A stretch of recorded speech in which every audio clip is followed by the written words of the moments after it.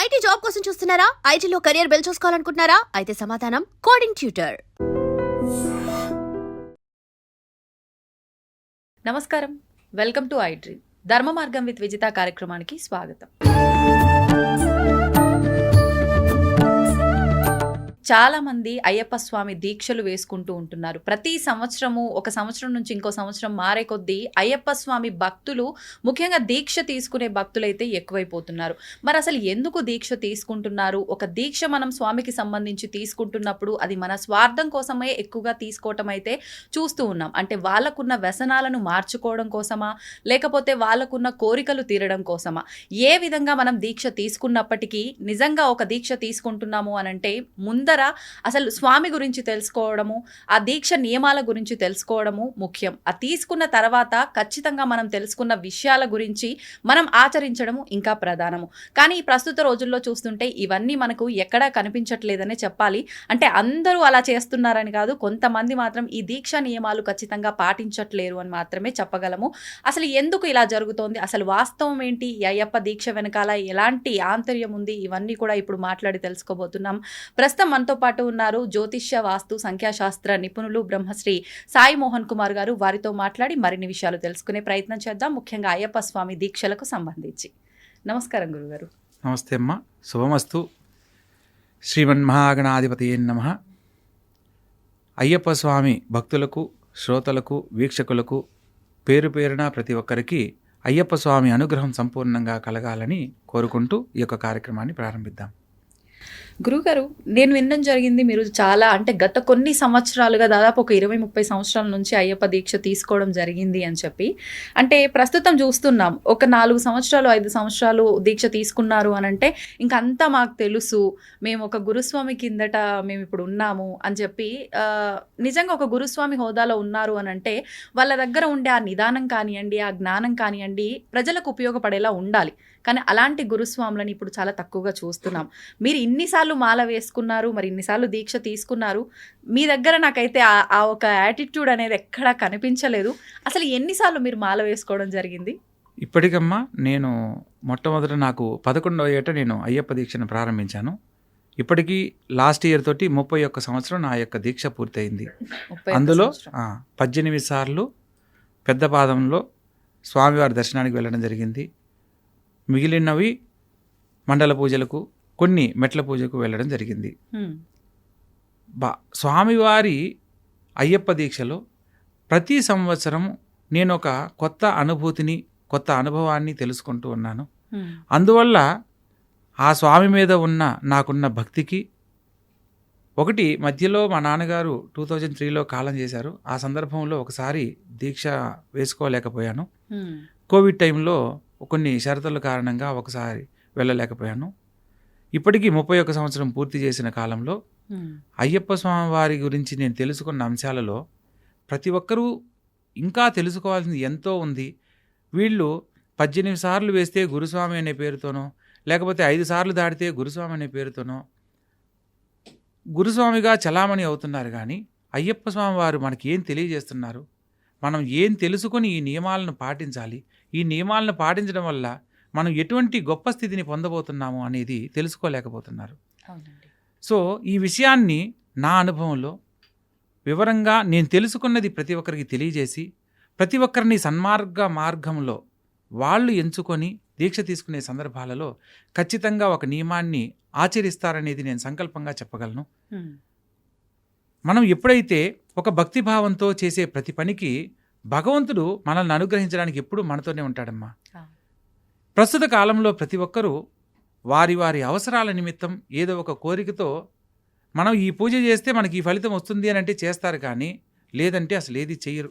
అవునండి, ఖచ్చితంగా. ఎందుకంటే లక్ష్మీదేవి పూజకు మన ధనత్రయోదశి వచ్చింది. లక్ష్మీదేవికి ఆ రోజు ఉప్పు దీపం పెడితే ఒక ఫలితం అని, లేదా ఈ మనం అమ్మవారికి వాడే పూజకు ఉపయోగించే నూనె కానీ, నెయ్యి కానీ, అందులో 3 రకాల నూనెలు కలిపి యాలకులు, లవంగాలు ఇవన్నీ వేసి చేస్తే ఈ ఫలితం వస్తుంది, ఆర్థికంగా వాళ్ళకి జీవితాంతం ఏ లోటు ఉండదని అంటే ప్రత్యేకంగా ఆ రోజు పూజలు చేస్తున్నారు. భగవంతుని మీద భక్తితో ఎంతమంది చేస్తున్నారు అనేది ఎవరికి వాళ్ళు ప్రశ్నించుకోవచ్చు. అవునండి. మనం ఎప్పుడూ కూడా భగవంతుణ్ణి ఆరాధించేటప్పుడు కోరికలతో భగవంతుణ్ణి ఆరాధించకూడదు.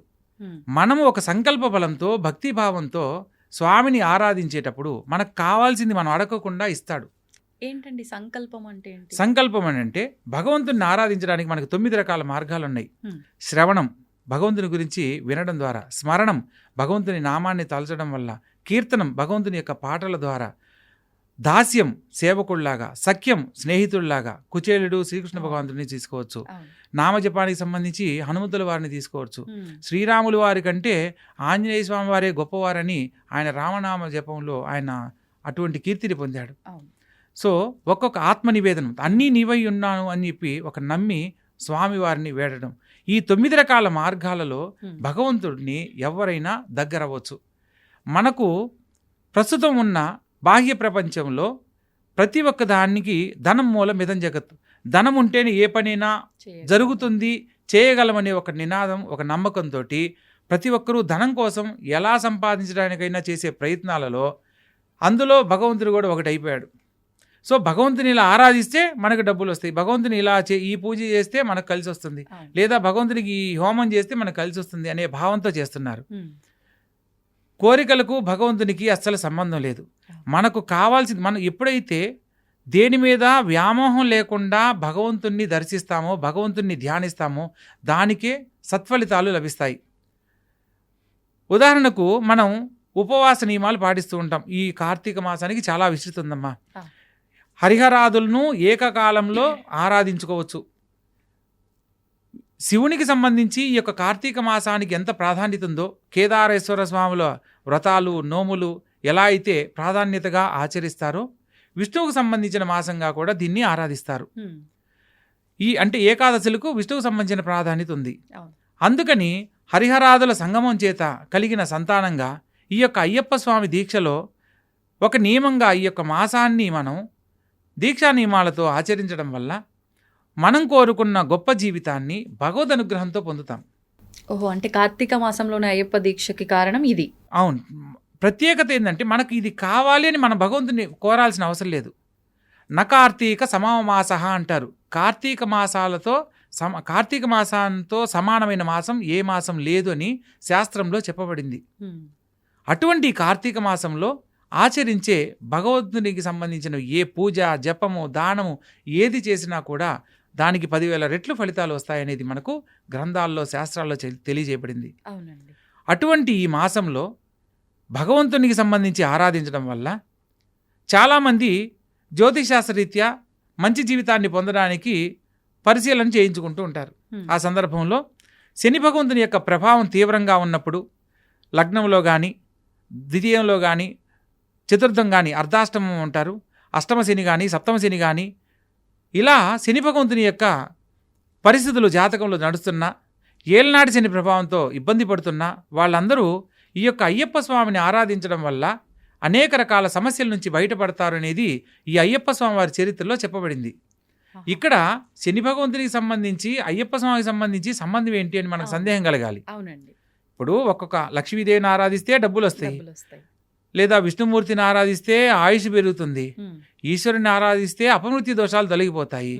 ఈ అయ్యప్ప స్వామికి సంబంధించి ఆరాధించడం వల్ల సమస్త శని బాధల నుంచి విముక్తి కలుగుతుంది. దీనికి అయ్యప్ప స్వామి వారి అవతార రహస్యం గురించి కొన్ని అంశాలు మనం తెలుసుకునే ప్రయత్నం చేస్తే అందులో శని భగవంతునికి ఎందుకు ప్రాధాన్యత ఇవ్వబడింది అనేది మనం తెలుసుకోవచ్చు. అయ్యప్ప స్వామి వారి దీక్షలో ప్రధానంగా మనం గమనిస్తున్న అంశాలు నల్ల బట్టలు ధరించడం, కాళ్ళకు చెప్పులు లేకుండా ఉండడము, నేల మీద పడుకోవడం, భూసేయనం అంటారు, ఏకభుక్తం ఒక పూట భోజనం అని అంటారు. ఇవన్నీ కూడా అయ్యప్ప స్వామి వారి దీక్షలో ప్రధానంగా ఆచరించవలసిన నియమ నిబంధనలు. అలాగే ఎందుకు ఆచరించాలి? కార్తీక మాసంలో ఈశ్వరునికి సంబంధించి ప్రతి సోమవారం కార్తీక సోమవారం పేరుతో ఈశ్వరుని ఆరాధించే క్రమంలో నక్తము అనే విధంగా ఉపవాసాన్ని ఆచరిస్తారు. అంటే నక్షత్ర దర్శనం చేసిన తర్వాత భుజించే ఆహారాన్ని నక్తము అంటారు. ఇది కార్తీక మాసంలో ఉపవాస నియమ పద్ధతి అన్నమాట. సో ఇలా కార్తీక మాసానికి ఒక ప్రాధాన్యత ఎలా అయితే చెప్పబడిందో, ఈ కార్తీక మాసంలో ప్రతి ఒక్కరి జీవితంలో ఎన్నో రకాల సమస్యలతో ఇబ్బంది పడేటప్పుడు వాళ్ళకై వాళ్ళు కొన్ని నియమ నిబంధనలు పెట్టుకొని వాళ్ళ యొక్క కోరికలను తెంచుకోవడం, అంటే దేని మీద వ్యామోహం లేని జీవితాన్ని పొందుతూ భగవంతుని దగ్గరగా గనక ధ్యానించినప్పుడు మన జీవితానికి ఏం కావాలో అవి భగవంతుని అనుగ్రహంతో లభిస్తాయి. అందుకు ప్రధానంగా అయ్యప్ప స్వామి వారి దీక్షలో చాలామంది ఎన్నో రకాల సత్ఫలితాలు పొందిన వాళ్ళు ఉన్నారు. పూర్వకాలంలో పంపానదిలో స్నానమాచరించిన, భస్మకులంలో స్నానమాచరించిన దీర్ఘకాలిక అనారోగ్యాలు సైతం నయమయ్యేవి. మనం అయ్యప్ప స్వామి వారి పాత చరిత్రకు సంబంధించిన పుస్తకాలు గనక తెలుసుకునే ప్రయత్నం చేసిన, 40-50 సార్లు వెళ్ళిన గురుస్వాములుగా ఉన్న వాళ్ళను మనం ప్రశ్నించిన, వాళ్ళ యొక్క అనుభవంలో వాళ్ళు చూసినవి మనం వివరంగా తెలుసుకోవచ్చు. స్వామివారి పూజకు మొత్తం అంతా కూడా తాంత్రిక విధానంలో జరుగుతుంది. అయ్యప్ప స్వామి పూజ అంతా, అయ్యప్ప స్వామి పూజ మొత్తం తాంత్రిక విధానంలో జరుగుతుంది. ఎందుకనండి? ఇక్కడ మన సాంప్రదాయంలో మంత్రము, యంత్రము అనేది ఎంత ప్రామాణికమో అక్కడ తాంత్రికం అనేది, తంత్రశాస్త్రం అనేది అంత ప్రామాణికం అన్నమాట. మనం ఆచరించేది సాత్విక రూపంలో, ఇదంతా దక్షిణాయనము, ఇట్లా ఇలాంటి పూజలు అంటుంటారు. మరి అవి తాంత్రికము అనంటే దక్షిణ అంటే ఆచరించే విధానంలో తాంత్రిక పద్ధతిని ఆచరిస్తారనమాట. ముద్రల ద్వారా స్వామిని ఆవాహన చేస్తారు. మనకు మంత్రం అంటారు, మననాత్రాయితే ఇతి మంత్ర అంటారు. ఒక అక్షరాన్ని పదే పదే చదివితే అది మంత్రం అవుతుంది. ఓం నమ శివాయ అనేది శివపంచాక్షరి మంత్రం, ఓం నమో నారాయణాయ అష్టాక్షరి మంత్రం. అట్లా ఒక్కొక్క భగవంతునికి సంబంధించి ఒక్కొక్క నామాన్ని మనం పదే పదే చదవడం వల్ల ఆ మంత్రం అనేది మంత్రంగా మారి దానికి ఒక విశిష్టత వల్ల ఆ మనిషి జీవితానికి ఏదైతే కావాలనో అవి సంపూర్ణంగా లభిస్తాయి. ఇక యంత్ర పద్ధతిలో మంత్రం చదవలేని వాడి గురించి ఒక యంత్రానికి శక్తిని ధారపోసి ఆ యంత్రాన్ని పూజించడం వల్ల ఏ కుటుంబ సభ్యులు పూజిస్తారో వారికి కావాల్సిన అన్ని రకాల సకల భోగభాగ్యాలను పొందవచ్చు. ఇక మూడవది తంత్రం, తర్పణాత్రాయితే ఇది తంత్ర అంటారు. దీనికి మంత్రం అనేది ఉండదమ్మా. భగవత్ప్రీతికి సంబంధించింది ఏదైనా కూడా మనము తాంత్రిక విధానంలో ఆచరించే వాటికి త్వరగా ఫలితాలు వస్తాయి. ఉదాహరణకు పితృదేవతలు, మన పెద్దవాళ్ళకి సంబంధించిన ఏదైనా కర్మకృతువులు చేసేటప్పుడు యజ్ఞయాగాది కృతువులు ఎన్ని చేసినా చివరిలో పిండ ప్రధానం అనేది నీటిలో ఇలా వదులుతారు. తిలలతో ఏర్పాటు చేసిన ప్రసాద నైవేద్యాన్ని పితృదేవతలకు అర్పిస్తారు. సో అలా చేయడం వల్ల పితృదేవతలకు అది నేరుగా చేరుతుంది, వారికి స్వర్గారోహణ ప్రాప్తి కలుగుతుంది. ఆ యొక్క కుటుంబ సభ్యులకు పితృదేవతల ఆశీస్సులు లభిస్తాయన్నమాట. ఇక్కడ యజ్ఞయాగాది కృతులు ఎన్ని చేసినా చివరిలో తర్పణ సిద్ధాంతంలో ఆచరించిన విధానానికే ప్రాధాన్యత ఉంటుంది. ఇప్పుడు ఉదాహరణకు ఒక బ్రాహ్మణుడు నేరుగా వచ్చి దక్షిణ తీసుకున్నాడు అనుకోండి, అంటే వాయనం ప్రకారం మీరు ఇచ్చింది ఆయన తీసుకుంటున్నాడు అనుకోండి, మహా అంటే మీరు ఎంత ఇస్తారమ్మా దక్షిణ? ఎంత? 110లో ఒక 500, 1000 రూపాయలు అనుకుందాం. 1000 రూపాయలు ఇస్తారు. అదే ఒక బ్రాహ్మణుడికి నెల మొత్తం జీవితం గడవాలి అంటే మీరు ఇచ్చిన 1000 రూపాయలతో జరిగిపోతుందా?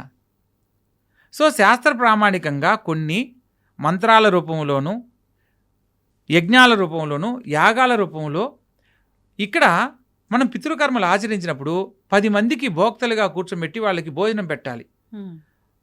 మహేశ్వరులుగా కూర్చోబెట్టి భోజనం పెడతారు. అలాగా బ్రాహ్మణులకు ఆ కుటుంబ సభ్యుల వాళ్ళను మహేశ్వరులుగా భావించి చేస్తుంటారు. సో ఇటువంటి సందర్భంలో బ్రాహ్మణులకి అన్న సంతర్పణ అనేది ఏర్పాటు చేస్తే పితృదేవతలకు ఆత్మశాంతి కలుగుతుంది. సో ఇక్కడ పూజ అనే విధానంలో ఈ యజ్ఞయాగాది క్రతువులు కూడా చేసినప్పుడు వాటికి కావాల్సిన సమిధలు అయితేనేమి, యజ్ఞానికి సంబంధించిన వస్తువులు అన్నీ తెచ్చుకోవడానికి మహా ఉదాహరణకు 30-40 వేలు ఖర్చు కూడా ఏర్పడుతుంది. సో దానివల్ల ఒక బ్రాహ్మణుడికి మనం సంపూర్ణంగా వారి యొక్క జీవన విధానానికి మనం సహాయం చేసిన వాళ్ళం అవుతాం. వాళ్ళు సంతృప్తిగా తీసుకొని వాళ్ళు ఏదైతే ఆశీర్వచనం చేస్తారో పితృదేవతల ఆశీస్సులు కూడా మనకు లభిస్తాయి. ఈ సాంప్రదాయంలో దీన్ని ఆచరించేవాళ్ళు. సో తాంత్రిక విధానంలో యజ్ఞం చేస్తున్నారనుకోండి, శని భగవంతుని ప్రీతికరమైన యజ్ఞం చేసేటప్పుడు నువ్వులు అందులో హవనం చేస్తూ ఋత్విక్కులు యాగం చేయడం జరుగుతుంది. అదేవిధంగా గణపతికి సంబంధించి అనుకోండి, చెరుకు బెల్లం వేస్తూ ఉంటారు. సో అమ్మవారికి సంబంధించినవి ఏదైనా ప్రత్యంగిర అమ్మవారు అనుకోండి, మిరపకాయలతో హవనం చేస్తారు. సో ఒక్కొక్క గ్రహప్రీతికి సంబంధించిన ధాన్యంతో హవనం చేయడం వల్ల మనం ఆ యొక్క సత్ఫలితాలు పొందుతున్నాము అంటే తాంత్రిక విధానంలో అది త్వరగా లభిస్తుంది. అంటే ఇది కూడా దాంట్లో తాంత్రిక విధానం అనమాట. సో అట్లా అయ్యప్ప స్వామివారి పూజలన్నీ కూడా మంత్ర ఉచ్చారణ లేకుండా ముద్రలతోటి స్వామివారిని ఆవాహన చేయడము, స్వామివారికి చేయవలసిన షోడశ ఉపచారాలన్నీ ఆ పద్ధతిలో చేయడం జరుగుతుందన్నమాట. కానీ- ఇది కేరళ సాంప్రదాయం. కానీ మీరు చెప్పినట్టుగా ముద్రల రూపంలో అంటే ఏమో ఎక్కడ చూసినట్టే అనిపించలే. అంటే ఇప్పుడు దీక్షలు తీసుకున్న అయ్యప్ప భక్తులు ఈ ముద్రల రూపంలో స్వామిని ధ్యానిస్తున్నట్టయితే ఎక్కడ చూసినట్టు అయితే మన కేరళలో ఉన్న అర్చకులు వేద పండితులు ఎవరైతే ఉన్నారో వాళ్ళని మనం పూజకు పిలిచి ఇక్కడ చేయించే విధానంలో వాళ్ళంతా ముద్రలతోనే చేస్తారమ్మా. ఇప్పుడు ఉదాహరణకు శివలింగ ముద్ర అంటారు. ఇది ఈ మధ్యలో శివలింగాకారము, ఈ చుట్టూ అయిందంటే ఇది పానవట్టం లాగా ఈశ్వరుని. అవునమ్మా, ఇది శివలింగం లాగా, ఇవి పానవట్టం లాగా. సో ఇలా ఈశ్వరుడి ముందు గనక మనం ధ్యానించినట్లయితే ఈశ్వరానుగ్రహాన్ని త్వరగా పొందుతాం. లేకపోతే అనుగ్రహించడని కాదు, ముద్రల ద్వారా తాంత్రిక విధానంలో ఇది ఒక పద్ధతి. ఇప్పుడు మనం ఓం నమస్తే అస్తు భగవాన్ విశ్వేశ్వరాయ మహాదేవాయ త్రయంబకాయ త్రిపురాంతకాయ త్రికాలాగ్ని కాలాయ కాలాగ్ని రుద్రాయ నీలకంఠాయ మృత్యుంజయాయ సర్వేశ్వరాయ సదాశివాయ శ్రీమన్మహాదేవాయ నమః అంటే ఈశ్వరుణ్ణి మనం ఆధీనంలో స్వామివారిని ధ్యానిస్తూ స్వామివారిని మనం వేడుకోవడం. ఎప్పుడైతే ఒక భక్తిభావంతో ఈశ్వరుడు అక్కడ శివలింగం లేకపోయినా పర్వాలేదు, ముద్రల ద్వారా నువ్వు ఆ యొక్క స్థితిని పొందవచ్చు. మీరు రీసెంట్లీ ఒకటి మిరా ఏదో సినిమా వచ్చింది కదా, దాంట్లో కూడా గత జన్మకు సంబంధించిన కొన్ని తెలుసుకోవడానికి ముద్రలను ఆధారం చేసుకొని చేయడం జరుగుతుంది. అవునండి, అవును. సో అమ్మవారిని ఆరాధించేటప్పుడు యోని ముద్ర ఇట్లా రివర్స్లో ఇలా పెట్టి అమ్మవారిని ధ్యానిస్తారు. ఒక్కొక్క ముద్రకి ఒక్కొక్క ప్రాధాన్యత ఉంది. సో ఆ యొక్క సిద్ధిని త్వరగా పొందవచ్చు. ఇప్పుడు అంటే ఈ యొక్క ఆచరణ విధానంలో ప్రాంతీయతను బట్టి కొన్ని మార్పులు అనేవి జరుగుతుంటాయి అన్నమాట. ప్రధానంగా మనం ఇప్పుడు అయ్యప్ప స్వామి వారి దీక్షా నియమాలలో ప్రధానంగా నల్ల బట్టలు ధరించాలి, ఏకభుక్తం భుజించాలి, భూసేనం చేయాలి, పరస్త్రీని మాత అని సంబోధించాలి. ఈవెన్ తన కుటుంబ సభ్యులైనా కూడా స్త్రీ ధర్మంలో మాత అనే సంబోధిస్తూ పలకాలి. ఇవన్నీ నియమాలు ఎందుకు పెట్టారనంటే అయ్యప్ప స్వామి వారి చరిత్రలో ఒకానొక సందర్భంలో అయ్యప్ప స్వామి భక్తుడు శని భగవంతుని యొక్క బాధలతో ఇబ్బంది పడుతూ ఉంటాడు. ఆ సందర్భంలో అయ్యప్ప స్వామి ఎందుకు నాయన నువ్వు ఇలా భక్తుల్ని పట్టి పీడించడము అని చెప్పి అడగడం జరుగుతుంది. ఆ సందర్భంలో ఎవరెవరి విధి ధర్మం ప్రకారము నాకు ఇచ్చిన ధర్మాన్ని నేను ఆచరిస్తున్నాను స్వామి అని అంటాడనమాట. అంటే ఏంటి నీ ధర్మము అని అంటే, యముడు మనిషి కాలం చేసిన తర్వాత తనకు విధించాల్సిన శిక్షలకు ఆయన ఎటువంటి అధికారం కలిగి ఉంటాడో, ఒక మనిషి జీవితంలో శని భగవంతునికి సంబంధించిన ఒక సమయంలో నేను అతన్ని ఇబ్బంది పెట్టాలి అనేది నాకు నియమింపబడిన విధానం. అందులో ప్రామాణికంగా నేను చేసే పనులు కోటీశ్వరుడుగా ఉన్నవాడిని కటిక దారిద్ర్యంలోకి తీసుకొస్తాను. అదేవిధంగా 3 పూట్ల తినేవాడికి తిండి లేకుండా చేస్తాను. మంచి మంచి బట్టలు ధరించి గొప్ప జీవితాన్ని ఆనందంగా అనుభవించేవాడికి బట్టలే లేకుండా చేస్తాను. అంటే వాడి జీవితం మైలపడేలా చేస్తాను. లేదా కుటుంబంలో సంతోషంగా ఉంటే వాళ్ళ మధ్య తగువులు ఏర్పాటు చేస్తాను. దాంపత్య జీవితంలో ఆనందంగా ఉన్న వాళ్ళ మధ్య కొన్ని సమస్యలు తలెత్తేలా చేయగలను. ఇలా కొన్ని చెప్పడం జరుగుతుందన్నమాట. అయితే ఈ రోజు నుంచి నా భక్తుల జోలికి మీరు ఏనాటికి రాకూడదు అని చెప్పంటాడనమాట. అదేలా కుదురుతుంది స్వామి, నా ధర్మం ప్రకారం నేను ఆచరించే విధానంలో అదేలా కుదురుతుంది అన్నప్పుడు నీ మొదటి నియమం ఏంటి అని అంటాడు. ఇప్పుడు అన్ని రాజభోగాలు అనుభవించేవాడికి ఏమీ లేకుండా చేస్తాను అని అంటాడు. అంటే ఏమీ లేనివాడు ఎక్కడుంటాడు? వీధిని పాలై ఉంటాడు. లేదా వాడి గాలి, ఎండ, వాన, చలి అన్నీ సమానంగా ఉంటాయి. సో ఈ యొక్క కార్తీక మాసంలో విపరీతమైన చలి అనేది ఎక్కువగా ఉంటుంది. తనను తాను అంటే శిక్షించుకోవడం ఒక రకంగా. తెల్లవారుజామున బ్రహ్మముహూర్త సమయంలో లేచి చన్నీటి స్నానం ఆచరిస్తారు. ఇప్పుడు మంచి రాజభోగాలు అనుభవించేవాడు లేపినా లేవడు, 9 అయినా 10 అయినా లేపినా లేవడు. అటువంటి వాడిని నువ్వు తెల్లవారుజామున 3 గంటలు లేచి స్నానం చేయమంటే ఎవరు చేస్తారు? కానీ నీ మీద భక్తితో నన్ను ఆరాధిస్తూ ఇలా తెల్లవారుజామున లేచి బ్రహ్మముహూర్తంలో స్నానం ఆచరించడం జరుగుతుంది. రెండవ నియమము 3 పూట్ల తినేవాడికి తిండి లేకుండా చేస్తాను. తినే అవకాశం ఉన్నప్పటికీ కూడా వాడు 1 పూటే భోజనం చేస్తాడు అని చెప్పి అయ్యప్ప స్వామి చెప్పడం జరుగుతుంది. తరువాత రాజభోగాలు హంపశీల మీద చేయనించే వాడికి అవన్నీ లేకుండా చేస్తాను అని అంటాడు. ఎన్ని రాజభోగాలు అనుభవించే అవకాశం ఉన్నప్పటికీ భూసేనమే చేస్తారు, నేల మీద మాత్రమే పడుకుంటారు అని చెప్పని అంటాడు. రాజభోగాలు అనుభవించేటప్పుడు మనం పాదరక్షలు రకరకాలుగా ధరిస్తాం, కానీ మనల్ని మనం శిక్షించుకోవడం అంటే రాళ్లలో నడవడమే. ఇప్పుడు దారిద్ర్యంలో ఎదురవడం అన్నీ ఉన్నప్పుడు మనం అన్నీ అనుభవిస్తాం, కానీ దారిద్ర్యానికి సంకేతం అన్నీ ఏమీ లేకపోవడం. సో ఉన్నా కూడా వాటిని వదులుకోవడం, మనల్ని మనం శిక్షించుకోవడం. సో అలా పాదరక్షలు లేకుండా నడవడం చేస్తారు అని చెప్పని అయ్యప్ప స్వామి చెప్పడం జరుగుతుంది. ఆ తర్వాత దాంపత్య జీవితంలో గొడవలు ఏర్పాటు చేస్తానని అంటాడు.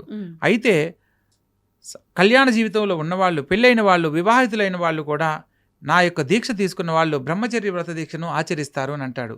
పైగా తన భార్య అయినా సరే కుటుంబ సభ్యులందరినీ మాతా అని సంబోధించడం జరుగుతుంది అని చెప్పి చెప్పడం జరుగుతుంది అనమాట. తదుపరి అన్ని భోగాలు అనుభవించేవాడికి ఏమీ లేకుండా చేస్తాను అని అంటాడు. సో దేని మీద వ్యామోహం లేకుండా నిత్యము నా నామస్మరణతోనే కాలాన్ని గడుపుతూ ఉంటారు అని చెప్పేసి చెప్తారనమాట. ఇలా గనక నీ భక్తులు గనక ఆచరిస్తే నీ భక్తుల జోలికి నేను ఏనాటికి రాను అని చెప్పి శని భగవంతుడు చెప్పడం జరుగుతుంది. అప్పటి నుంచి అది ఆచారంగా మనము ఇప్పుడు కూడా దాన్ని ఒక నియమ నిబంధనలో ప్రత్యేకంగా ఆచరించడం జరుగుతుంది. ఇప్పుడు మీరు చెప్పినట్టుగా లాస్ట్ 2 నామజపము బ్రహ్మచర్యము అయితే దీక్షలో ఉన్న వాళ్ళు పాటిస్తున్నారనే చెప్పాలి. కానీ మిగతా ముందర చెప్పినవి మాత్రం అంటే భోగాలు అనుభవించటము, పాదరక్షలు లేకుండా తిరగటము, ఒక పూట తినటము, ఇలాంటివి అయితే ఎక్కువగా చేస్తున్నట్టుగా అనిపించట్లేదు. అంటే నిజంగా దీక్షలో ఉంటే ఇవి ఖచ్చితంగా పాటించాల్సిందే అన్నప్పుడు ఎందుకు పాటించట్లేదు అంటారు? ఇక్కడ ఏంటంటే అమ్మా, చెప్పేవాళ్ళు ఫర్ ఎగ్జాంపుల్ ఉదాహరణకు చిన్నపిల్లలకు దీక్ష నియమాలు, చిన్నపిల్లలకు కూడా మాకు బాబు పుడితే అయ్యప్ప స్వామి మాల వేస్తామని చెప్పి మొక్కుంటారు. వాడికి 5వ ఏటో 6వ ఏటో వస్తుంది. 6వ ఏట మాల వేసి అయ్యప్ప స్వామి కొండకు తీసుకెళ్లే ప్రయత్నం చేసేటప్పుడు పెద్దవాళ్ళు మనమే ఒక పూట ఉండలేమని చెప్పి 2 పూటలు తింటే చిన్నపిల్లలు ఎలా ఉంటారు? ఏకభక్తంలో ఉండలేనప్పుడు వాళ్ళ కోసం పెట్టిన ఒక నియమం ఏంటంటే, పైగా వృద్ధాప్యంలో ఉన్న వాళ్ళు కూడా కొంచెం పెద్ద వయసు వాళ్ళు ఆకలికి తట్టుకోలేరు, వాళ్ళ కోసంగా పెట్టిన ఒక నియమంలో అల్పాహారం అని ఒక నియమాన్ని పెట్టారు. అల్పము అని అంటే తినే దాంట్లో వండినవి ఉడికినవి కాకుండా మనం ఏదైనా తినాలి. భగవత్ప్రీతికి సంబంధించి ప్రసాదం పెట్టిన ప్రసాదంగా తీసుకోవాలి. అంతేగాని ఇది బియ్యపు రవ్వతో చేశారు ఉప్మా తినొచ్చు, ఇడ్లీ రవ్వతో చేశారు ఇడ్లీ తినొచ్చు అని చెప్పి చెప్పలేదు. మేము సాయంకాలం అల్పాహారం దోశ తిన్నాము, పొంగల్ తిన్నామని చెప్పి. ఇప్పుడు మనకు పంచ అమృతాలని ఉన్నాయమ్మా. పరమాన్నం బెల్లంతో చేసేవి, పాయసము, చిత్రాన్నము అంటే పులిహోర, దద్దోజనము, ఇవన్నీ అన్నంతో చేసేవి. ఇవి మహానైవేద్యాల కింద వస్తాయి. ఈ మహానైవేద్యాలను ఎప్పుడైనా పూజించవచ్చు అనేది చెప్పారు. అందుకని ఇప్పుడు ఏం చేస్తున్నారు? దీక్షలో ఉన్నప్పుడు మహానైవేద్యాలుగా వీటిని మనం ప్రసాదంగా తీసుకోవచ్చు. ఇప్పుడు అది అన్నమైనప్పుడు ఇప్పుడు రాత్రిపూట భజనలు పెట్టి చాలా మంది ఏం చేస్తున్నారు, 18 రకాల ఐటమ్స్ పెడుతున్నారు. 18 మెట్లకు సంకేతాన్ని 18 పెట్టారు.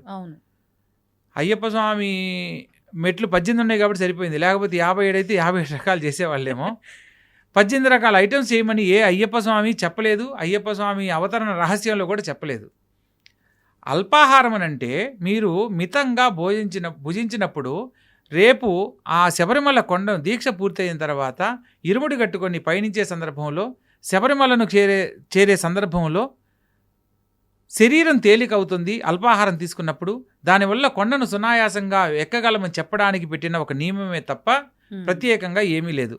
అయితే ప్రస్తుత కాలంలో ఏం చేస్తున్నారు, ఉదయం పూట అల్పాహారంతో పూజిస్తున్నారు, మధ్యాహ్నం శాస్తాభిక్ష, మధ్యాహ్నం పూట చేసేదే శాస్తాభిక్ష, మధ్యాహ్నం పూట మాత్రమే మనం ఏకభుక్తం చెయ్యాలి అనేది శాస్త్ర నియమం. శాస్త్రంలో వివరంగా చెప్పబడిన అంశం అది. సంధ్యా సమయంలో భగవంతునికి పెట్టిన ప్రసాదాన్ని ప్రసాదంగా తీసుకొని అల్పంగా మితాహారంగా తీసుకోవచ్చు. అంతేగాని స్వామివారికి పెట్టిన ప్రసాదాల్లో మళ్ళా రాత్రిపూట 9 ఐటమ్స్ చేసి మళ్ళా 9 ఒక్కొక్కటి తినాలని, మళ్ళా స్వామి దీక్షలో ఉన్నారు ఆకలితో ఉండకూడదని ఇంకొద్దిగా ఎక్కువ పెట్టి, దీనివల్ల 3 పూట్ల పూజించినప్పుడు ఏమవుతుంది, రేపు కొండ ఎక్కేటప్పుడు అది అలసటకు కారణం అవుతుంది, కొండ ఎక్కలేని పరిస్థితులు ఏర్పడతాయి. కానీ అంటే భగవంతుడు తినకుండా కడుపు మార్చుకొని పూజ చేయమని ఎక్కడ చెప్పలేదు అని అంటూ ఉంటారు కదా. నిజమేనమ్మా. అంటే ఇక్కడ మనం కొండను సునాయాసంగా ఎక్కాలి. ఇప్పుడు స్ట్రైట్గా ఉన్న రోడ్డును ఎంత దూరమైనా నడవగలం, కొండ ఎక్కేటప్పుడు మీరు గమనించండి, మీరు నేరుగా ఉన్న గదుల్లోకి నేరుగా వెళ్ళగలరు. మెట్లు ఎక్కేటప్పుడు కొద్ది మెట్లకే కొంత అలసట చెందడం జరుగుతుంది. శబరిమలలో మనకు 5 కొండలు 7 కిలోమీటర్లు ఉంటుంది. 7 కిలోమీటర్లు కొండ ప్రాంతాన్ని నడవాలి అంటే మన శరీరం ఎంత తేలిగ్గా ఉంటే అంత సునాయాసంగా ఎక్కడానికి అవకాశం ఉంటుంది. వాస్తవం అండి. సో పూర్వము అంటే ఫస్ట్ టైం నేను దీక్ష తీసుకున్నప్పుడు 1993 ఆ ప్రాంతంలో, 92 ఆ ప్రాంతంలో ఈ స్వామివారి కొండకు వెళ్లే దారి 6 అడుగులు మాత్రమే ఉండేది. చెట్టు యొక్క దొంగలు కట్ చేసి అడ్డంగా అటొక్క పుల్ల ఇటొక పుల్ల నాటి అవి జారకుండా అవే మెట్లుగా ఉండేవి. వర్షాకాలంలో చాలా భయంకరంగా ఉండేది. అంటే జారి పడితే ఇటు లోయే అటు లోయే. ఇప్పుడన్నా కొన్ని సర్వీసెస్ అన్ని గవర్నమెంట్ ఏదో కొన్ని ప్రొవైడ్ చేస్తా ఉంది వసతులన్నీ. ఒకప్పుడు అసలు ఏమీ లేవు. మనము ఇరుముడిలో బియ్యం వేసేదానికి ఒక ఆంతర్యం ఉంది. ఏంటండి అది? మెయిన్ ప్రతి ఒక్కరు తెలుసుకోవాల్సిన విషయం. మనిషి కాలం చేసినప్పుడు వారి యొక్క చివరి ముద్దగా చనిపోయిన వ్యక్తికి నోటి దగ్గర బియ్యం పోస్తారు. మీరు గమనించండి అమ్మా. ప్రదక్షిణ చేసి కుటుంబ సభ్యుల చేత చేసేవాళ్ళు. పూర్వకాలంలో అటవీ ప్రాంతం అది, మొత్తం వన్యమృగాలు తిరిగేవి. వెళ్ళిన వాడు తిరిగి వస్తాడో రాడో కూడా తెలియని సందర్భం. అటువంటి సమయంలో ఈ బియ్యాన్ని అలా వాళ్లకు భిక్షగా పెట్టినట్టు పెట్టి పంపించేవాళ్ళు. ఎందుకంటే భగవంతుని అనుగ్రహంతో తిరిగి రావాలని. సో ఒకవేళ వాళ్ళ కుటుంబ సభ్యులకు సంబంధించి ఏది నోచుకోలేకపోయామనే ఆలోచన కలగకుండా ఉండడానికి ఈ నియమాన్ని పెట్టడం జరిగింది. పూర్వకాలంలో ఈ యొక్క ఇరుముడి అంటే 2 వైపులా కలిగిన ముడి. ఒకవైపు యాత్ర సమయంలో ఈ యొక్క అటవీ మార్గంలో వెళ్ళే సందర్భంలో ఆకలికి మనం తీసుకుని వెళ్ళిన పదార్థాలే ఒకవైపు ఉండేవి. రెండవ ముడిలో అయ్యప్ప స్వామికి సమర్పించే పూజా ద్రవ్యములు ఉండేవన్నమాట. కానీ పంబానది దగ్గరికి వెళ్ళిన తర్వాత పంబ సద్య అని చెప్పి చేసేవాళ్ళు. ఇరుముడిని ఇప్పి గురుస్వామి ఆధ్వర్యంలో ఇరుముడి ఇప్పిన తర్వాత స్నానం ఆచరించి పంబానదిలో భజనా కార్యక్రమాలన్నీ పూర్తి చేసుకొని పంబయ్యలు వెళ్ళక్కు అంటారు. అక్కడ సంధ్యా సమయంలో ఒక త్రిభుజాకారంలో వెదురు కర్రలతోటి దీపాన్ని వెలిగించి ఆ పంబానదిలో వదిలేవాళ్ళు అనమాట. పూర్వకాలం ఈ లైట్లు ఇవన్నీ ఏం లేవమ్మా. సో అక్కడ ఈ దీపపు కాంతులతోనే మనం అక్కడ మార్గ మధ్యాన్ని తెలుసుకునేవాళ్ళు. అలా ఒక సాంప్రదాయం ఉండేది. కాలక్రమేణా భక్తులు పెరిగేసరికి అనేది ఇప్పుడు కూడా ఉందా? కొందరు చేస్తున్నారమ్మా, దాని గురించి తెలిసిన వాళ్ళు. సో ఒక 40 సార్లు 50 సార్లు వెళ్ళిన వాళ్ళు దాన్ని ఆచరిస్తున్నారు. కానీ అందరూ దాన్ని ఆచరించట్లేదు. ఎందుకంటే వసతులు ఒకప్పుడు ఇంతమంది భక్తులు ఉండేవాళ్ళు కాదు. వెళ్ళాలంటేనే భయపడేవాళ్ళు. అయ్యప్ప స్వామి దీక్ష తీసుకోవాలన్నా భయపడేవాళ్ళు. ఒకవేళ అయ్యప్ప స్వామి మాలధారణ చేసి ఎవరైనా ఎదురొస్తున్నారంటే స్త్రీ పక్కకు వెళ్ళిపోయేవాళ్ళు. అయ్యో అయ్యప్ప స్వామి వస్తున్నారు, దీక్షలో ఉన్నారని మైల తగలకూడదనే భావంతో, వాళ్ళకి ఏ ఆలోచన కలగకూడదనే భావంతో పక్కకి వెళ్ళిపోయేవాళ్ళు. అంత నిష్టగా చేసి అంత నియమ నిబంధనలు ఉండేవి. కానీ ప్రస్తుత కాలంలో ఏంటి, అయ్యప్ప స్వామి దీక్షలు వేసుకున్నాడు, నువ్వు రా నేను తీసుకుపోతానని చెప్పి బండి మీద ఎక్కించుకొని తీసుకుపోతా ఉండడం జరుగుతుంది. ఇంకొకటి పంబానది అన్నారు కాబట్టి అక్కడ దీపాలు వదిలే విధానం కూడా ఉంది అని చెప్పి అన్నారు. అదే పంబాయిలు వెళ్ళక్కు అనే పేరుతో ఈ యొక్క ఆచారాన్ని చేస్తూ ఉంటారనమాట. ఆ దీపాల వరుస అదొక వేడుకగా చేసేవాళ్ళు. ఈ యొక్క అంటే దీపావళి సమీపంలోనే ఈ యొక్క దీక్షధారణ స్టార్ట్ అయ్యేది కాబట్టి, సో ఆ నియమాలను ఈ కార్తీక మాసంలో దీపాలు వెలిగించే దానికి ఒక ప్రత్యేకత ఉంది కాబట్టి అక్కడ పంబైలు వెళ్ళక్కు అనే పేరుతో దీపాల వరుసను ఆ నీటిలో పంబానదిలో వదిలేవాళ్ళు అనమాట. ఓకే, ఇప్పుడు చాలా రకాల ఆచారాలు అయితే ఉన్నట్టుగా అనిపిస్తోంది మీరు ముందర వేసుకున్నప్పటి నుంచి ఇప్పుడు ప్రస్తుతం చూస్తే. అసలు అలా నిజంగా ఎన్ని ఆచారాలు ఉన్నాయో ఒక్కసారి అయ్యప్ప దీక్ష తీసుకుంటే ఇక్కడ మొదలు పెట్టి వెళ్ళి మనం ఆ ఇడుముడి సమర్పించుకునే వరకు కూడా అండి. ప్రధానంగా అమ్మ మంచి ప్రశ్న వేశారు. అయ్యప్ప స్వామి వారి దీక్షలో మనం ఏది తెలుసుకోవాలనుకున్నా కూడా శరణ ఘోషలో ఉన్న ఆంతర్యం తెలుసుకోవాలి. ప్రతి ఒక్క భగవంతునికి అష్టోత్తరం ఎలా అయితే ఉందో అయ్యప్ప స్వామికి కూడా అష్టోత్తరం అలాగే ఉంది. దానితో పాటు శరణ ఘోష అని ఒక 108 నామాలను కూడా తెలియజేయడం జరిగింది. ఇందులో అయ్యప్ప స్వామి వారి ఆలయానికి వెళ్ళే మార్గానికి సంబంధించిన ఏ ఊర్లు అయితే మనం దాటుతూ ఉంటామో అవి అళదా నది నుంచి వరుస క్రమంలో ఉంటాయన్నమాట. స్వామివారిని దర్శించి మరలా ఆ మకర జ్యోతి దర్శనం వరకు ఒక ప్రామాణికంగా చెప్పబడిన విధానం ఉంటుందన్నమాట. మనకు అళదా నదియే అనే ఒక శరణఘోష దగ్గర నుంచి గనక అయ్యప్ప స్వామి వారి శరణఘోషను గనక మనం ప్రయత్నం చేస్తే, అళదా నదియే ఈ శరణమయ్యప్ప, అళదా మేడే ఈ శరణమయ్యప్ప, కలిడం కుండ్రమే ఈ శరణమయ్యప్ప, కరిమలై ఏట్రమే ఈ శరణమయ్యప్ప, కరిమలై ఇరక్కమే ఈ శరణమయ్యప్ప. ఈ కరిమల అనేది విపరీతమైన భయంకరమైన అడవి. భయంకరమైన ఎత్తు, అంటే మనం పైకి ఎక్కేటప్పుడు చెట్లు వేర్లతోటి భయంకరమైన రాళ్లతోటి దాటడం జరుగుతుందమ్మా. ప్రతి ఒక్కరూ ఈ యొక్క కరిమలు ఎక్కేటప్పుడు ఎందుకు వచ్చానా నేను అని బాధపడిన సన్నివేశాలు కొన్ని వందల మంది జీవితాల్లో ఒక ఆలోచనగా మిగిలిపోయింది. కానీ ఆ వేల్మణి గారని తమిళ సింగరు ఒక అతను పాడిన పాటలు కూడా కరిమల ఎక్కుట కఠినం కఠినం కాపాడుటకు రావయ్యో అని పాడడం కూడా జరిగింది.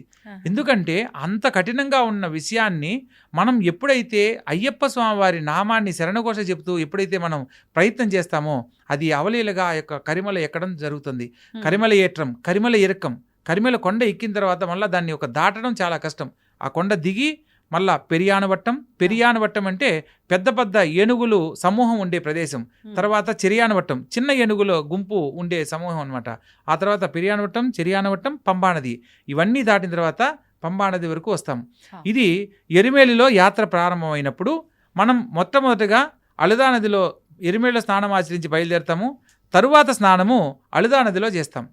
ఈ అళదా నదిలో స్నానం చేసి మరలా సంధ్యా సమయం స్నానానికి పంబా నదికి వెళ్ళే విధంగా మనకు భగవంతుడు ఆ సమయాన్ని నిర్ధారణ చేసి వెళ్ళే మార్గ నిర్దేశకం చేయడం జరిగింది.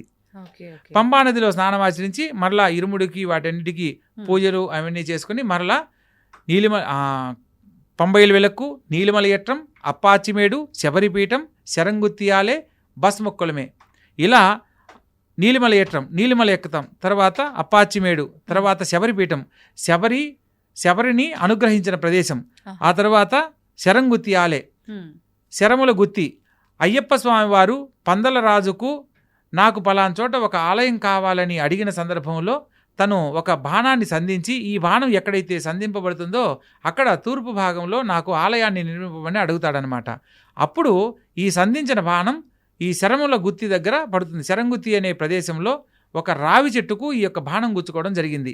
ఇప్పటికి కూడా మొట్టమొదటిసారిగా వెళ్ళిన అయ్యప్ప స్వామి భక్తులందరూ కన్యస్వామి పేరుతో వెళ్ళే ప్రతి భక్తులు కూడా ఒక బాణాన్ని తీసుకుని వెళ్ళడము, ఈ యొక్క గుత్తి అంటే సమూహం, గుంపు అని వస్తుందన్నమాట.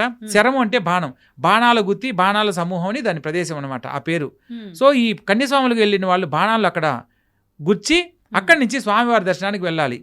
అక్కడ నుంచి నేరుగా భస్మక్కులం వెళ్ళాలి. భస్మక్కులం వెళ్ళి అక్కడ స్నానం ఆచరించి ఆ తర్వాత 18 రావాలి. 18 మెట్లు ఎక్కి భస్మక్కులమే ఈ శరణమయ్యప్ప, 18 ఈ శరణమయ్యప్ప, నెయ్యాభిషేక ప్రియనే ఈ శరణమయ్యప్ప, కర్పూర జ్యోతియే ఈ శరణమయ్యప్ప అంటే 18 మెట్లు ఎక్కడం.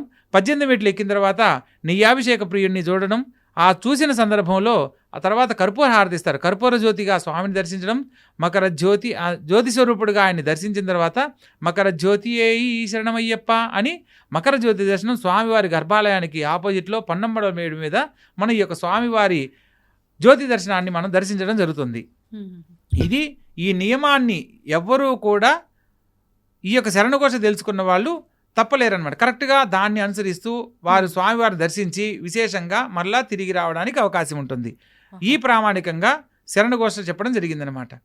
అయితే నమస్కార శ్లోకాలలో మనం ఇక్కడ తెలుసుకోవాల్సిన విషయం ఏంటంటే, భూతనాథ సదానంద సర్వభూత దయాపర రక్షరక్ష మహాబాహో శాస్తే తుభ్యం నమో నమః అని చదువుతాం. అసలు భూతనాథుడు ఎవరు, అయ్యప్ప స్వామి ఎవరు, మణికంఠుడు ఎవరు, ధర్మశాస్త్ర ఎవరు అని అయ్యప్ప స్వామి వారి దీక్ష తీసుకున్న ప్రతి ఒక్కరికి ఏర్పడవలసిన సందేహం. అంటే ఇవన్నీ ఒక స్వామికే సంబంధించిన పేర్లుగా అందరము భావిస్తున్నాం కాదా అండి? కాదమ్మా, ఒక్కొక్క అవతారానికి సంబంధించిన పేర్లలో ఏర్పడిన నామం అన్నమాట. ఉదాహరణకు ప్రథమ గణాలకు అధిపతిగా గణపతిని, దేవగణాలకు అధిపతిగా సుబ్రహ్మణ్యేశ్వర స్వామిని, భూతగణాలకు అధిపతిగా భూతనాథుడిని నియమించడం జరిగింది. అయ్యప్ప స్వామి వారి అవతార రహస్యంలో మొట్టమొదటిగా ఆయన పిలువబడిన పేరు భూతనాథుడు. భూతనాథుడు తర్వాత ధర్మశాస్త్రగా అవతరణ జరిగింది. ధర్మశాస్త్ర అవతరణలో ఆయనకు 2 భార్యలు, పూర్ణాంబ, పుష్కలాంబ.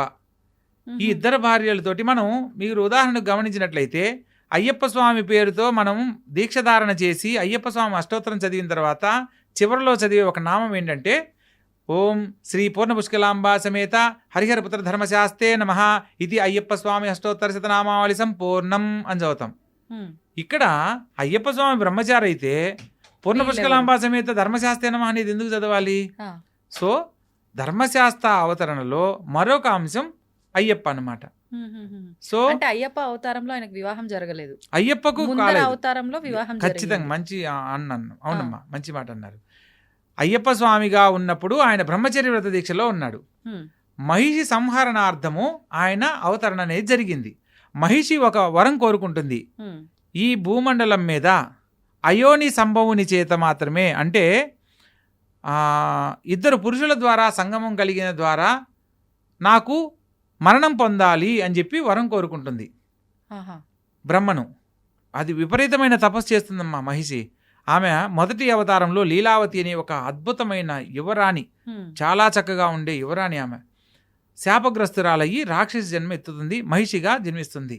ఆహా. ఈ మహిషిగా ఉన్నప్పుడు దేవతలకు సంబంధించిన అంశాలలో విపరీతమైన విద్రోహాలు చర్యలు చేస్తూ ఒక భగవంతుని అంశతో జన్మించిన వారి చేత మరణం పొందాలి. ఆమె కోరుకున్న వరంలో అయితే మరణం అనేది ప్రతి ఒక్కరికి ఖచ్చితంగా జరిగి తీరుతుంది, దీంట్లో మరణం లేకుండా ఉండడం అనేది జరగదు అని చెప్పి బ్రహ్మదేవుడు చెప్పిన సందర్భంలో హ్మ్. ఇద్దరు మగవాళ్ళ ద్వారా సంతానం కలిగితే ఆ సంతానం ద్వారా నాకు మరణం కలగాలి అని చెప్పి కోరుకుంటుంది. తదాస్తు అంటాడు బ్రహ్మ, ఆలోచించి తదాస్తు అని అంటాడు. తర్వాత మహిషి గర్వంతో విర్రవీగుతూ హ్మ్. స్త్రీ సంయోగం లేకుండా సంతానం ఎలా కలుగుతుంది?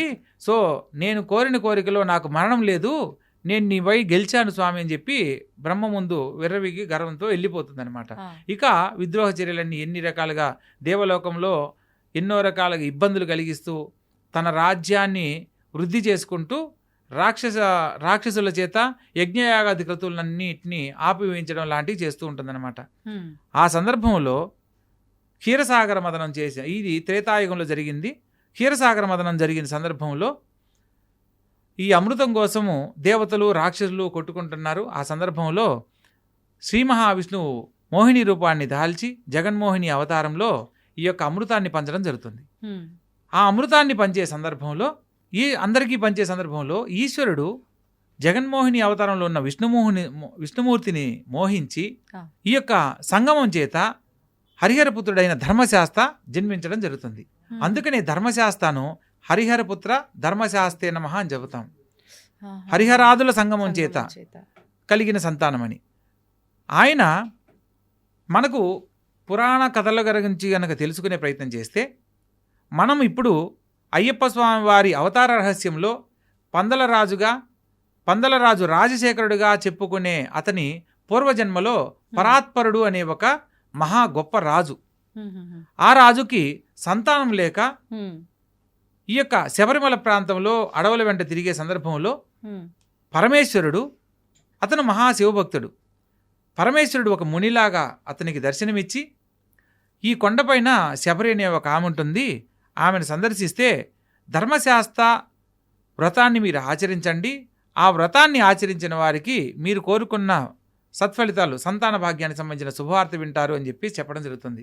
ఈయన నేరుగా వెళ్ళి ఆ శబరిని అడగడము, ఆ శబరి చెప్పిన విధానం ప్రకారము పంబానదిలో మనకు పంబానది త్రివేణి సంగమం, మైనూరు, కల్లూరు, కొట్టూరు ఈ 3 నదుల సంగమం చేత ఏర్పడిన పంబానది. ఆ పంపానదిలో స్నానమాచరించి వ్రతాన్ని ఆరంభించబోయే ముందే ఒక దివ్యవాణి, ఆకాశవాణి రూపంలో అతనికి వినపడుతుంది. మీరు ఇంత భక్తిగా ఆచరిస్తున్నందుకు మరుజన్మలో నేనే మీకు పుత్రుడనై పుట్టి మిమ్మల్ని అనుగ్రహిస్తాను, మీకు ప్రసన్నం కలిగిస్తాను అని చెప్పి స్వామివారి దివ్యవాణి వినపడి అంతర్ధానం అవుతుంది. ఆ తర్వాత కాలక్రమేణా పరాత్పరుడు కాలం చేసి మరుజన్మలో పందలరాజుగా కేరళ రాష్ట్రంలో జన్మించడం జరుగుతుంది. పందలరాజు రాజశేఖరుడిగా, అతని భార్య పందలరాజునికి భార్యగా జన్మించి మరలా ఈ యొక్క కలియుగంలో కూడా సంతానం లేకుండానే కొంత జీవితంలో ఇబ్బంది పడుతూ ఉంటారు. అడవి కోసం వేటకు వెళ్ళే సందర్భంలో ఈ యొక్క పొన్నంబలమేడు ప్రాంతంలో మణిమాలతో కంఠమునందు మణిమాల ధరించి కనిపించిన ఈ చిన్న శిశువుని భగవంతుని ప్రసాదంగా భావించి ఆ బాబును చూడగానే తనకు దివ్య పురుషుడిగా భావించి ఆ దివ్యత్వం వలన ఇతనుకు గత జన్మ గుర్తొచ్చి గత జన్మలో నాకు భగవంతుడు ఇలా అవతరిస్తాడని చెప్పన్నాడు, సో ఆ అవతార రహస్యమే ఇప్పుడు నాకు దర్శనమిచ్చి ఇలా నాకు సంతానంగా ఆయన అనుగ్రహించాడని చెప్పని ఇక భగవత్ప్రసాదంగా ఉన్న విషయాన్ని మర్చిపోయి తన సొంత బిడ్డగా ఇంట్లో అల్లారు ముద్దుగా పెంచుకుంటూ ఉంటాడు. ఎప్పుడైతే అయ్యప్ప స్వామి వారు ఇలా మణికంఠుడిగా వారి రాజ్యంలోకి ప్రవేశించాడో అప్పటి వరకు సంతానం లేని ఆ రాజుకు వారికి కూడా ఒక సంతానం కలుగుతుంది. అయ్యప్ప స్వామి అవతార రహస్యంలో ధర్మశాస్త్రకు పూర్ణాంబ పుష్కలాంబలకు ఒక సంతానం కూడా ఉంది. అతని పేరు సత్యకన్. సత్యకన్ అంటారు. చాలామంది హరివరాసనం చదవమంటే చదువుతూ ఉంటారు. కానీ ఎందుకంటే హరివరాసనంలో మనము ఆ పాడే విధానంలో మనకు ఒక తన్మయత్వంలో ఉంటాం, కానీ అక్కడ అర్థం చేసుకునేంత ఆలోచన రాదు ముఖ్యంగా. ఎందుకంటే ఆ పాటలో సాక్షాత్తు అయ్యప్ప స్వామే నిద్రలోకి వెళ్ళిపోవడం జరుగుతుంది. అంత గొప్పగా ఉంటుందన్న పాట. అందులో ఒక వాక్యం ఉంటుందమ్మా, ప్రణయ సత్యకం స్వామి ప్రాణనాయకం ప్రణత కల్పకం స్వామి సుప్రవాంఛితం. అంటే ప్రణయ సత్యకం స్వామి ప్రాణనాయకం అంటే స్వామివారి హరివరాసనములో మనకు ఆల్రెడీ చెప్పబడింది, కానీ దాని గురించి ఎవరికి తెలియదు. సత్యకన్నని చదువుతున్నారు కానీ అసలు ఏంటి సత్యకన్న అనే పదం ఎందుకు వాడారు, విశ్లేషణలో ఎవరూ వెళ్ళలేదు కాబట్టి ఆ విషయాన్ని తెలుసుకోలేకపోయారు. తెలుసుకోవాలనే తపనతో నేను చేసిన ప్రయత్నంలో హరివరాసనం కనుక కరెక్ట్గా మొత్తంలో ప్రతి ఒక్క పదానికి అర్థంగా నాకు తెలుసుకుంటే అయ్యప్ప స్వామి వారి చరిత్ర అవతార రహస్యంలో ఒక 65% స్వామివారిని మనం దివ్యంగా తెలుసుకున్న వాళ్ళం అవుతాం. ఈ ఒక్క దాంట్లోనే ఆ ఒక్క దాంట్లోనే అయ్యప్ప స్వామి వారి చరిత్ర రహస్యానికి సంబంధించిన కొన్ని అంశాలను దాంట్లో పొందుపరచడం జరిగింది. ఇప్పుడు ఉదాహరణకు అయ్యప్ప స్వామి వారి వాహనం ఏంటి అని అడిగామనుకోండి, ప్రతి ఒక్కరూ వెంటనే ఆయన్ని ఎక్కువగా పులి మీద చూడడం, అడవికి వెళ్ళేటప్పుడు పులి మీద ఉన్నాడు కాబట్టి అయ్యప్ప స్వామి వాహనం ఏంటంటే పులి పులి పులి అని చెప్పి అంటారు. ఇంకోటి కొన్ని పాటలు కూడా ఏం పాడారు, ఆటవికుడిగా ఉన్నప్పుడు పులి మీద వెళ్ళాడు, అంతేగాని పులి వాహనం కాదు ఆయనకి. ఇంకోటి కొన్ని పాటలు పులి వాహనుడై ఊరేగుతున్న స్వామి అయ్యప్ప అన్నప్పుడు కొత్తగా మాలేసే వాళ్ళకి అయ్యప్ప స్వామి వాహనం అంటే పులే అని మైండ్లో ఫిక్స్ అయిపోతారనమాట. కాదమ్మా, ప్రామాణికంగా మనం 2 పద్ధతుల్లో తెలుసుకోవచ్చు. అయ్యప్ప స్వామి వారి వాహనం గుర్రం. మనకు సంస్కృత పదంలో తురగం అంటే గుర్రం, తురగ వాహనం అంటారు. అది కూడా ఈ యొక్క హరివరాసనంలోనే చెప్పబడింది. తురగ వాహనం స్వామి సుందరాననం వరగదాయుధం స్వామి వేదవర్ణితం. అంటే తురగ వాహనాన్ని ఆయన వాహనంగా కలిగి ఉన్నాడు అని. మనకు ఈ పంబానది తీర ప్రాంతాల్లో మొత్తము ఇసుక మేటతో ఉండేది. ఇప్పుడంటే మనకు కాలంలో ఈ రోడ్లు ఇవన్నీ వచ్చాయి. ఆ ఇసుక మేట వల్ల ఏంటంటే అక్కడ తిరగగలిగేవి గుర్రాలే. పందల రాజు ఆయనకు బహుకరిస్తాడు, ఆయనకి నాయనా ఇది నీది అని. సో అలా వచ్చిన సాంప్రదాయంలో ఆయనకు తురగ వాహనం అయింది. కానీ ఇక్కడ మనం ఒక విషయం ప్రతి ఒక్కరు తెలుసుకోవాల్సిన అంశం ఒకటి ఉందమ్మా. అయ్యప్ప స్వామి వారి చరిత్రలో ఈ యొక్క కలియుగంలో 52వ శతాబ్దం క్రీస్తు శకం 52వ శతాబ్దం అంటే మనకు 1933వ సంవత్సరానికి ముందు జరిగిన వృత్తాంతం ఇదంతా. ఆ సందర్భంలో ఇక్కడ ఏం చేశారంటే వావర్ స్వామి అని ఒక కథను దీనికి యాడ్ చేసి పొందుపరచడం జరిగింది. అయ్యప్ప స్వామి వారి చరిత్రలో ఎటువంటి ముస్లిం సాంప్రదాయం కానీ ముస్లింల పరిపాలనకు సంబంధించిన అంశాలలో ఈయనకు మిత్రుడిగా అయ్యాడనేది కానీ ఎక్కడా చరిత్రలో చెప్పబడలేదు. పైగా అయ్యప్ప స్వామి మిత్రుడిగా చెప్పే ఈ యొక్క వావర్ స్వామి అసలు పేరు బాబర్. ఆ బాబర్ అనే పేరు వాడుకలో వావర్ స్వామి అయింది. కానీ ఇది ప్రామాణికంగా ఆ జనరేషన్లో అప్పుడు జరిగిన విషయం అయితే కాదు. మరి ఎందుకు వచ్చిందండి? కానీ ఒకప్పటి నుంచి ఈ యొక్క అన్యమతస్థులు వారి యొక్క మతాన్ని ప్రబలం అయ్యేలా చేసుకోవాలని, ఎస్టాబ్లిష్ అయ్యేలా చేసుకోవాలని చేసే ప్రయత్నంలో ఈ యొక్క మనం చూడండి, ముస్లింలు తప్పుపడ్డం కాదు, మన ఆలయాలకు సమీపంలో ప్రతి ఒక్క క్షేత్రంలో ముఖ్యమైన ఆలయాలతో సమీపంలో ఒక ముస్లింలకు సంబంధించిన ఏదో ఒకటి మసీదో దర్గానో ఖచ్చితంగా ఉంటుంది. ద్వారకా తీసుకోండి, అక్కడ వాళ్ళది ఒకటి మసీదు ఉంటుంది. మనకు వారణాసిగా జ్ఞానవాపి మసీదు, జ్ఞానవాపి మన పేరులోనే మన జ్ఞానవాపి అని ఉంది, తెలుగుకు సంబంధించింది. అక్కడ ఒక మసీదు పేరుతో అక్కడ ఒకటి ఉంది. మళ్ళా అయ్యప్ప స్వామి ఆలయంలో కూడా మనం ఎక్కడో ఎరిమేల్లో ఉందంటే అనుకోవచ్చు. అయ్యప్ప స్వామి వారి ప్రధాన ఆలయంలో రావి చెట్టుకు ఆపోజిట్లో అక్కడ ఒక అతను ఈ యొక్క రాగి రేకులు ఇవన్నీ తాయెత్తులుగా కట్టిస్తుంటాడు ఇప్పటికీ కూడా ఆ వావర స్వామి వంశస్థులు అక్కడ కూడా వాళ్లకు ఒక స్థలం ఏర్పాటు చేసుకుని ఇప్పటికీ అది కొనసాగిస్తూ ఉన్నారు. ఆ అవకాశం కల్పించింది ఎవరంటే అయ్యప్ప స్వామి అవతార రహస్యంలో రాజశేఖరుడుకు కలిగిన రెండవ సంతానం ఎవరైతే అంటే ఈయన్ను ప్రథమ సంతానంగా భావించారు కాబట్టి వాళ్లకు కలిగిన సంతానంలో ఆ సంతానానికి సంబంధించిన రాజు ఎవరైతే ఉన్నారో ఆ రాజు ఈ ముస్లింలతోటి ఏకమయ్యాడనమాట. సో వాళ్ళ ద్వారా ఈ యొక్క శబరిమల ఆలయంలో వాళ్ళకి కొంత స్థలాన్ని ఏర్పాటు చేసుకోవడం జరిగింది. ఇప్పటికీ కూడా వాళ్ళు అక్కడికి వెళ్ళినప్పుడు మనకేంటి ప్రతి ఒక్కరు బాగుండాలనే కోరికతో వాళ్ళు ముస్లింసా తెలుగు వాళ్ళ అనేది కాదు. ముస్లింలు ఏదన్నా మనకు ఏదన్నా రక్షగా ఇస్తే మనకు మంచి జరుగుతుందనే భావంతో తీసుకోవడం జరుగుతూ ఉంది. కానీ ఇక్కడ మనం ఒక విషయాన్ని చర్చించుకుందామా, ప్రతి ఒక్కరు తెలుసుకోవాలి. అయ్యప్ప స్వామికి మిత్రుడుగా వావరుని చెప్తూ వచ్చారు మనకి పురాణాల్లో చరిత్రలో. అయితే మనం ఏ కథలో తీసుకున్నా ముస్లింల యొక్క కథల్లో కానీ అంటే ఖురాన్లో కానీ క్రిస్టియానిటీలో కానీ హిందూ సాంప్రదాయాన్ని కూడా మనము మన వాళ్ళల్లో కలుపుకోండి అని కానీ మనకు మిత్రులుగా ఉన్నారని కానీ ఎక్కడైనా ఖురాన్లో కానీ బైబిల్లో కానీ చెప్పడం జరిగిందా? లేదండి.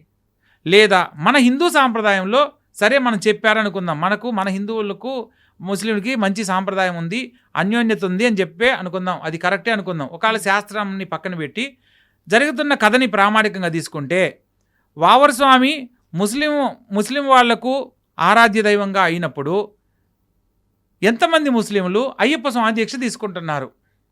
ఇప్పటి వరకు మరి అయ్యప్ప స్వామి మిత్రుడిగా భావించినప్పుడు మనం వాళ్ళని గౌరవిస్తున్నప్పుడు వాళ్ళు ఎంతమంది మన అయ్యప్ప స్వామిని గౌరవించి దీక్ష తీసుకుంటున్నారు? కేవలం వ్యాపారపరంగా అక్కడ కొన్ని కార్యకలాపాల కోసంగా ఈ యొక్క విధానాన్ని అనుసరిస్తున్నారే తప్ప ఎక్కడా కూడా ముస్లిం సాంప్రదాయాలు మన దాంట్లో కలపబడలేదు. సో ప్రతి ఒక్కరు తెలుసుకోవాల్సిన విషయం, ఎవరి దేవుడు వాళ్ళు గొప్పదనుకుంటూ ఇక్కడ ముస్లిమ్స్ని కానీ క్రిస్టియానిటీని కానీ మనం చాలా గొప్పగా చెప్పుకోవచ్చమ్మా.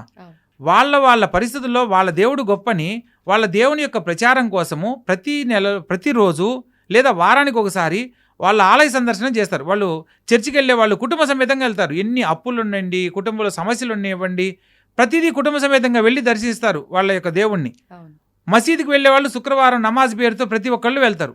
వాళ్ళు చిన్నవాళ్ళ పెద్దవాళ్ళ ధనికుల ఇదంతా ఏది ఉండదు. భగవంతునికి సంబంధించి ఒక రోజుని కేటాయించుకుని ప్రతినిత్యం వెళ్తున్నారు. మన హిందూ సాంప్రదాయంలో అన్ని మతాలు ఒకటే అంటారు, అందరం ఒకటే అంటారు, కానీ కనీసం మన ధర్మాలను ఎంతవరకు పాటిస్తున్నాం అనేది మాత్రం తెలుసుకోలేకపోతున్నారు. మన ధర్మాన్ని మనం కరెక్ట్గా పాటిస్తే ఈరోజు మన ఆలయాలు మనకే ఇంకా గొప్పగా అభివృద్ధి చెందడానికి ఎంతో అవకాశం ఉందమ్మా. అన్యమతస్థులు ఈరోజు మన ఆలయాలలో ముఖ్యమైన కార్యకలాపాలు చేయడం జరుగుతుంది. ఎవరైతే ఆలయ ప్రధాన కార్యదర్శిగా ఉండాలనో అది బ్రాహ్మణుడికి గనక అప్పచెప్తే ఎలా డెవలప్ చేయాలో తెలుస్తుంది. అన్యమతస్థులకు ఇస్తే వాళ్ళకి ఏం తెలుస్తుందమ్మా? వాళ్ళ ఆచారం ప్రకారం ఇప్పటికీ తిరుపతిలో ఒక ప్రధాన కార్యదర్శిగా ఉన్న అతను క్రిస్టియానిటీలో ఉన్న అతను అనమాట. అంటే మన సాంప్రదాయంలో ఎస్సీ ఎస్టీలకు ఈ మన కొన్ని ఉపాధి పేరుతో ఉద్యోగ అవకాశాలు కల్పించే అవకాశం ఉంది కాబట్టి అలా ఒక ఉద్యోగంలో ప్రధాన కార్యదర్శిగా ఉన్నాడు. సో ఈరోజు ఆయన మళ్ళా మన ప్రసాదం తీసుకోడు. అటువంటి వాళ్ళకి అవకాశం కల్పించి మన వాళ్ళని ఇబ్బంది పెట్టే కంటే మన వాళ్ళకే హిందువుల సాంప్రదాయంలో వేద పాఠశాలలో వేద పండితులుగా ఉన్న వాళ్ళకి అవకాశం కలిగిస్తే ఆలయ అభివృద్ధికి సంబంధించి ఎన్నో రకాల మంచి పనులు చేయడానికి అవకాశం ఉంటుంది. ఇక్కడ అది మన దౌర్భాగ్యంగా మనం భావించాలమ్మా. ఎందుకంటే ఈ విషయాన్ని కనుక ప్రభుత్వం దృష్టిలో తీసుకొని ఎవరి ఆలయం వాళ్ళ గొప్పదనుకున్నప్పుడు వాళ్ళ ఆలయాలకు సంబంధించి వాళ్ళనే ముఖ్యమైన వ్యక్తులుగా నియమించుకోమని చెప్పండి. సో మన హిందూ ఆలయాల్లో వేరొకరు అన్యమతస్థులను ఏర్పాటు చేయడం వల్ల మన యొక్క ఆచార వ్యవహారాలను వాళ్ళు మార్చడానికి అవకాశం ఉంటుంది. ఎందుకంటే ఏదో ఒక పోస్ట్ అయితే అనుకోవచ్చు, ప్రధాన కార్యదర్శిగా ఉన్నప్పుడు ఏమవుతుంది, అవతల వాళ్ళు ఏం చెప్తే మనం ఆచరించాల్సిన పరిస్థితులు ఏర్పడ్డాయి. కాబట్టి వైఎస్ రాజశేఖర రెడ్డి గారు ఉన్నప్పుడే మనకు ఇప్పటి వరకు మనం వినని వాక్యం ఏంటి, తిరుమల కొండపైన ఎక్కడా కూడా ఏ చర్చి కూడా నియమించబడలేదు. కానీ ప్రస్తుత కాలంలో అక్కడ చర్చిలు కట్టడానికి కూడా కొందరు అధికారులు ఆలోచన చేస్తున్నారనేది కూడా మనం ఈ మధ్య తెలుసుకుంటున్న విషయం. సో ఎవరికి సంబంధించిన వాళ్ళ ప్రదేశాలు వాళ్ళకు ఉన్నా కూడా మన హిందూ ధర్మానికి సంబంధించిన కొన్ని మనలో ఉన్న అవివేకత వల్ల అవతల వాళ్ళు దాన్ని ఉపయోగించుకునే ప్రయత్నం చేస్తున్నారు. ఇప్పటికైనా మన ధర్మాలని మనం కాపాడుకుంటూ మన ఆలయ సమృద్ధి కొరకు ఆలయాన్ని డెవలప్ చేసుకునే దానికి మన వాళ్ళకే ఉద్యోగాన్ని కనుక అందించినట్లయితే మన హిందూ ధర్మాన్ని కాపాడిన వాళ్ళం అవుతాం. కనీసం భావితరాలకు ఇప్పటి వరకు ఎన్నో రకాల అనార్థాలు జరిగినా ఉన్న ఏదైతే నైతిక విలువలు ఉన్నాయో వాటిని భావితరాలకు అందించిన వాళ్ళం అవుతాం అనేది నా భావన అనమాట. ఇప్పుడు కొన్ని విషయాలకు చూసుకుంటే కనుక మనం ఈ దీక్షలో ముఖ్యంగా అండి కొన్ని భక్తితో చేస్తుంటే పర్లేదు కానీ కొన్ని మూఢనమ్మకంగా కూడా మారిపోతున్నాయి. అది కొంతమంది వల్ల, అది తెలిసి తెలియకుండానే. అంటే ఒక నార్మల్ సాధారణ మనిషిగా ఉన్నప్పుడు ఎన్నెన్నో చేసేస్తుంటాం, కానీ ఒక మాలలో దీక్షలో ఉన్నప్పుడు ఖచ్చితంగా మనం భగవంతుడి స్వరూపంలో ఉన్నాము అన్న భావనతో అయినా మంచి పనులు చేస్తే బాగుంటుంది. కానీ విచ్చలవిడిగా ప్రవర్తిస్తూ ఉంటారు. నోటికి ఎంత మాట వస్తే అంత మాట మాట్లాడేయడము, అక్కడికి వెళ్ళిన తర్వాత కూడా అంటే తోసుకోవడం కానివ్వండి, ప్రతి ఒక్కటి మీరు ఎన్నెన్నో చూసుంటారు మీ అనుభవంలో. నేను ఏం చెప్తున్నా కూడా మీకు అర్థమై ఉంటది. ఒకసారి వాటి గురించి. తప్పకుండా అమ్మా. ఇక్కడ దీక్షా నియమాలలో మనం సాత్విక ఆహారాన్ని గనక భుజించినట్లయితే మన ఆలోచన విధానం కూడా మారుతుందమ్మా. ఇక్కడ ఏమవుతుంది, అయ్యప్ప స్వామికి మంచిగా భోజనం పెట్టాలనే భావంతో రుచికరమైన వంటల్లో ఉల్లిపాయ వెల్లుల్లి వాడకూడదు. కొందరు పూజల్లో వాడడం వల్ల కానీ లేదా రుచికరమైన భోజనాన్ని అందించడం వల్ల కారాన్ని ఎక్కువ కారంగా తిన్నప్పుడు ఏమవుతుంది, నెమ్మదిగా మాట్లాడేవాడు కూడా ఖచ్చితంగా మాట్లాడడం జరుగుతుంది. దీక్షాధారణ నియమాలలో వీలైనంత వరకు మౌనాన్ని పాటిస్తూ భగవంతుణ్ణి ధ్యానిస్తూ మనం ఆ యొక్క జీవనాన్ని గడుపుతూ ఉండాలి. మనం భగవంతుని మీద భక్తితో ఈ దీక్షను ఒక ప్రామాణికంగా ఒక ప్రమాణం చేసి మనం ఆచరిస్తున్నాం. ఫస్ట్ తెలిసి తెలియక మేము చేసే తప్పులను క్షమించమని కోరుకుంటూ క్షమాపణ కూడా చెప్తున్నాం. అంటే మనం ఏ భగవంతునికైనా సరే నమస్కారం చేసుకుంటాము. సో ఉద్వాసం చెప్పేసి స్వామివారిని మరలా యథాస్థితి పరికల్పయామని చెప్తాం.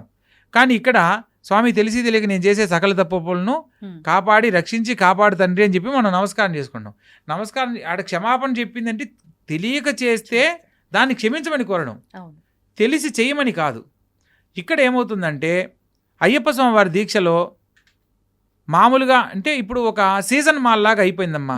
అయ్యప్ప స్వామి వారి మాల ఖచ్చితంగా మండల కాలం మాత్రమే ధరించగలిగితేనే దీక్షధారణ చెయ్యాలి, లేకపోతే దీక్ష చేసుకోకపోయినా ఏం కాదు. ఇప్పుడు ఈ మండలం అంటే కూడా చాలా మంది 41, 42 అంటున్నారు. మరి అది అసలు ఎన్ని రోజులండి మండలం అని? అంటే 48 రోజులమ్మా. 48 ఎట్లా స్వామి మన 41 అంటున్నారు కదా, మీరు 48 అన్నారు, ఎలా దీన్ని నిర్ధారణ చేయడం అని అంటే ప్రామాణికం దానికి ఉంది. మనకు రాసులు ఎన్నమ్మా? 12 రాసులు. నక్షత్రాలెన్ని? 27. గ్రహాలెన్ని? 9. 12 + 9 + 27 మొత్తం కలపండి 48. దీన్ని గ్రహమండలం అంటారు. మనం ఈ భూమండలం మీద ప్రతి మనిషి గ్రహమండలాన్ని ఆధారం చేసుకుని జీవనం సాగిస్తున్నాడు. మనం పగలు వెలుతురు రాత్రి, మీకు ఒక పేరు నాకు ఒక పేరు, నాకు ఒక రాశి మీకు ఒక రాశి, గ్రహాలు రాశ్యాధిపతులు వీళ్ళందరూ ఆధారం చేసుకొని వాళ్ళ స్థితిగతులు తెలుసుకొని మనం జీవనం సాగిస్తున్నాం. గ్రహమండలాన్ని ఆధారం చేసుకొని మనం బ్రతికేటప్పుడు మండల కాలం అంటే 48 రోజులు. పూర్వకాలంలో ఏదైనా కూడా మండల కాలంలో మార్పు వస్తుంది. ఒక విద్యలో ఒక మంత్ర సాధన చేయాలంటే మండల కాలంలో సాధించవచ్చు. ఒక రోగి అనారోగ్యంతో బాధపడుతున్న వాడికి ఒక వైద్యం మండల కాలంలో నయమవుతుంది. ఏదైనా ఒక విద్య నేర్చుకోవాలనుకున్నా, ఒక మంత్రానికి సంబంధించిన పట్టు సాధించాలన్నా, ఏదైనా ఒక సిద్ధిని పొందాలన్నా మండల కాలంలో ఏదైనా సాధించగలం.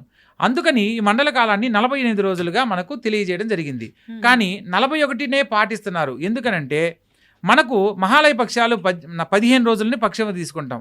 కేరళ సాంప్రదాయంలో, మలయాళ సాంప్రదాయంలో వారం రోజులే వస్తుంది. అందుకని వారం రోజులు తీసేసి 41 రోజులనే మండల కాలంగా కేరళ సాంప్రదాయం ప్రకారం మనం మాలధారణ చేస్తున్నాం. కానీ పాటిస్తున్నాం కాబట్టి 41 రోజులు మండల కాలం అని అనుకుంటున్నాం. కానీ మండలం అంటే 48 రోజులు. ఖచ్చితంగా 48 రోజులు దీక్ష తీసి 49వ రోజు నువ్వు ఇరుముడి కట్టుకున్నప్పుడు అది మండల దీక్ష పూర్తవుతుంది.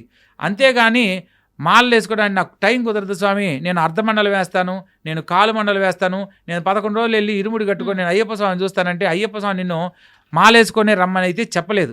కొంతమంది అక్కడికి వెళ్ళి కూడా ఇడుముడి కట్టుకొని స్వామికి సమర్పిస్తారు. అవునమ్మా, అది చాలా తప్పమ్మా. ఈ నియమాలు ఎవరైతే ఈ నియమాలను ఎప్పుడైతే పక్కన పెడతారో అప్పుడే ఆ మాలకున్న విశిష్టతను తెలుసుకునే అవకాశం ఉంటుంది. కొందరు గురుస్వామిగా ఉన్నవాళ్ళు ఎవరైనా సరే మాలధారణ చేయబోయే సందర్భంలో నువ్వు మండల కాలం దీక్షధారణ చేస్తానంటేనే నేను మాలధారణ చేస్తాను అని చెప్పి ఒక నియమాన్ని గనక పెడితే ప్రతి ఒక్కరూ మండల కాలంలో సంపూర్ణంగా స్వామివారిని ధ్యానించి ఆ తర్వాత స్వామి దర్శనం చేసుకోవడానికి అవకాశం కలుగుతుంది. ఇప్పుడు ఖచ్చితంగా అంటే చాలా మంది 41 రోజుల దీక్ష అని అనుకుంటున్నారు కాబట్టి 41 రోజులు కాకముందే ఇక్కడ దీక్ష కంప్లీట్ కాకముందే ఒక 5-6 రోజులు ముందుగానే ఇరుముడి కట్టేసుకొని బయలుదేరి మిగతా యాత్రలన్నీ చేసుకుంటూ వెళ్ళి అక్కడికి వెళ్ళే వరకు కంప్లీట్ అవుతుంది అని అనుకుంటున్నారు. అలా చేయడం కరెక్టే అంట? తప్పమ్మా. మండల కాలం అని అంటే దీక్షను సంపూర్ణంగా పూర్తి చేసినప్పుడే అది మండలం అవుతుంది. మీరు మీ దగ్గర తినడానికి అన్ని రకాల వస్తువులు ఉన్నాయి, వండితే పదార్థం అవుతుందా? నా దగ్గర ఉన్నాయి అనుకుంటే పదార్థం అవుతుందా? వండితేనే పదార్థం. అంటే మనం పూర్తి చేయాల్సిందే కంపల్సరీ. ఇది బియ్యమే కదా, తింటే అరిగిపోద్ది, ఇది పప్పు కదా, తింటే పప్పు అయిద్ది అని అనుకుంటే కాదు కదా. కందిపప్పు పప్పు కాదు కదా, ఉడికించాలి, దానికి చేయాల్సిన ప్రాసెస్ ఉంటుంది. సో మన జీవితంలో మండల కాలానికి సంబంధించిన విశిష్టత తెలుసుకున్నప్పుడు దాన్ని సంపూర్ణంగా పూర్తి చేసినప్పుడే దాని ఫలితం లభిస్తుంది. ఇప్పుడు భగవంతుడిని కోరుకునేటప్పుడు కూడా భగవంతుడు చెప్పొచ్చు, నువ్వు మండలకాలం ఇలా చేసావు కాబట్టి నీకు 1 కోటి రూపాయలు ఇద్దాం అనుకున్నాను, నీకు 10 లక్షలు ఇస్తానని అంటే ఒప్పుకుంటాడా? ఏం స్వామి, నేను 10 రోజులైనా కరెక్ట్గా ఉన్నాను కదా స్వామి, నన్ను అనుగ్రహించు కదా స్వామి అని అంటాడు. సో మనకు కావాల్సిన ఫలితం పుణ్యం సంపూర్ణంగా కావాలి అని అనుకున్నప్పుడు భగవంతుణ్ణి ధ్యానించే విషయంలో మనం కొన్ని కారణాల చేత దాన్ని తగ్గించుకొని ఆరాధించమని చెప్పలేదు. నువ్వు కరెక్ట్గా దీక్షను ఆచరించడానికి అవకాశం ఉంటే కాదు, ఖచ్చితంగా ఉండేలా చేసుకుని చేయాలి. లేనప్పుడు నువ్వు నేరుగా పాదయాత్ర చేస్తూ స్వాములతో పాటే వెళ్ళి మాల లేకుండా స్వామివారిని 18 మెట్లు ఎక్కడానికి అర్హత ఉండదన్నమాట. మాలధారణ లేకుండా విడిగా కూడా మనం వెళ్ళి స్వామివారిని దర్శించవచ్చు.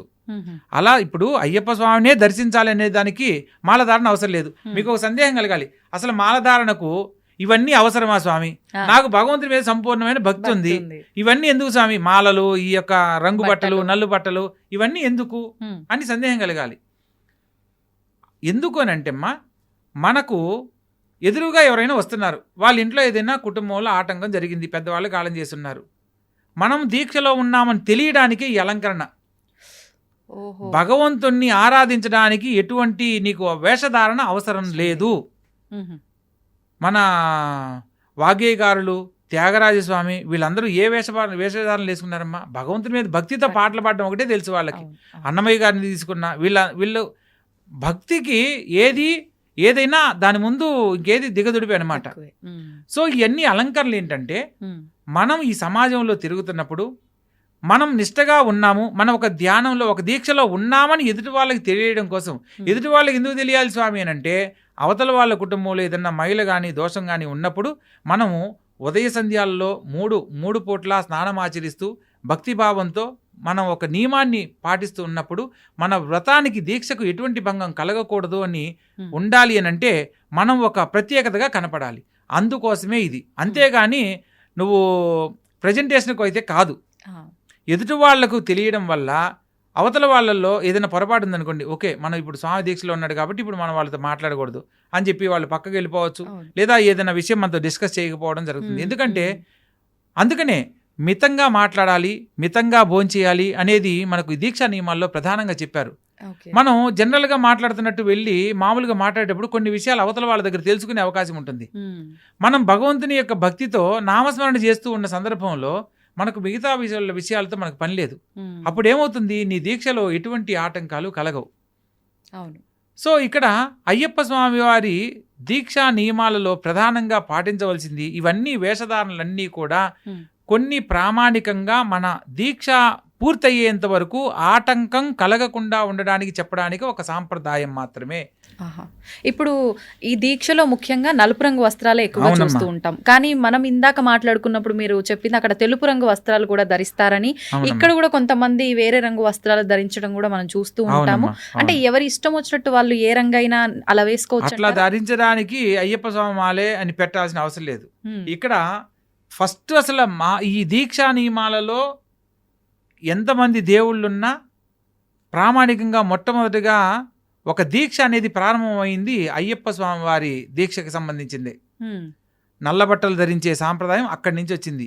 ఆ తర్వాత ఇప్పుడు వెంకటేశ్వర స్వామి మాల, అమ్మవారి మాల, శివుడి మాల, వెంకయ్య స్వామి మాల, రకరకాలు ఏ దేవుడికి ఆ మాలలో పెట్టారు. ప్రతి దేవుడికి ఇరుముడి సాంప్రదాయాన్ని పెట్టారు. అది చాలా తప్పు. ఇరుముడి సాంప్రదాయం అనేది అయ్యప్ప స్వామి వారి కథలో చెప్పబడిన ఒక అంశం మాత్రమే. ఈ యొక్క ఇప్పుడు అలాగే ప్రతి దేవుడికి ఒక్కొక్క మాల వేస్తున్నారు, అక్కడికి కూడా ఇరుముడి కట్టుకొని వెళ్తున్నారు. సో ఇరుముడి సాంప్రదాయంలో ఉన్న ఆంతర్యం ఏంటి తెలియాలి కదా ఫస్ట్. అవును అవును. మనం ఇరుముడిలో టెంకాయలో నేతిని పోస్తాం, దాని అంతా ఆంతర్యం ఏంటి? ఉమ్, మనం మండల దీక్ష పూర్తయిన తర్వాత ఈ యొక్క ఇరుముడిలో నేతిని నింపి స్వామివారికి, అయ్యప్ప స్వామి నెయ్యాభిషేక ప్రియుడు, ఆ, నెయ్యాభిషేక ప్రియనే ఈ శరణమయ్యప్ప అంటాం. ఉమ్, అంటే స్వామివారిను బాలమణికంఠుడిగా పట్టబంధాసనంలో ఆయన ఎటువంటి ఆ యోగ స్థితిలో ఎక్కడా కూడా నిస్సహాయతగా ఉండడనమాట. అంటే ఎంతసేపు కూర్చున్నా కూడా అలసట లేకుండా ఉండే ఆసనము పట్టబంధాసనం. ఆహా, మామూలుగా మనం ఇట్లా కాళ్ళు దొంతి కూర్చున్నప్పుడు ఆటోమేటిక్గా ఓపెన్ అయిపోతాయి, అవును. అంటే విడిపోతాయి, ఇట్లా ఫ్రీగా అయిపోతాం. పద్మాసనం వేసుకొని ఎక్కువసేపు కూర్చోలేం. ఉమ్, అటువంటప్పుడు పట్టబంధాసనం అంటే ఇలా దొంతి కూర్చున్నప్పుడు కాళ్ళకి ఒక పట్టబంధం ఉంటుందన్నమాట. ఉమ్, అది ఆ మోకాళ్ళ దగ్గర అది కట్టినప్పుడు కాళ్ళు విడిపోవు, నువ్వు అలా ఎంతసేపు అయినా కూర్చోగలవు. ఆహాహా, సో పాతకాలంలో ఏదైనా పెద్దవాళ్ళు ఒక గ్రామ సభలో జరిగేటప్పుడు పెద్దవాళ్ళు ఇలా కూర్చొని కాళ్ళు రెండు చేతులు కట్టుకొని కూర్చుంటారు. అవును వాళ్ళు ఎంతసేపు 3 గంటలు కాదు 5 గంటలు కాదు ఎంతసేపు అయినా కూర్చునేవాళ్ళు. కూర్చునేవారు. సో అలా చేతులు పట్టుకొని కూర్చోకుండా ఉమ్, చిన్ముద్ర అంటారు.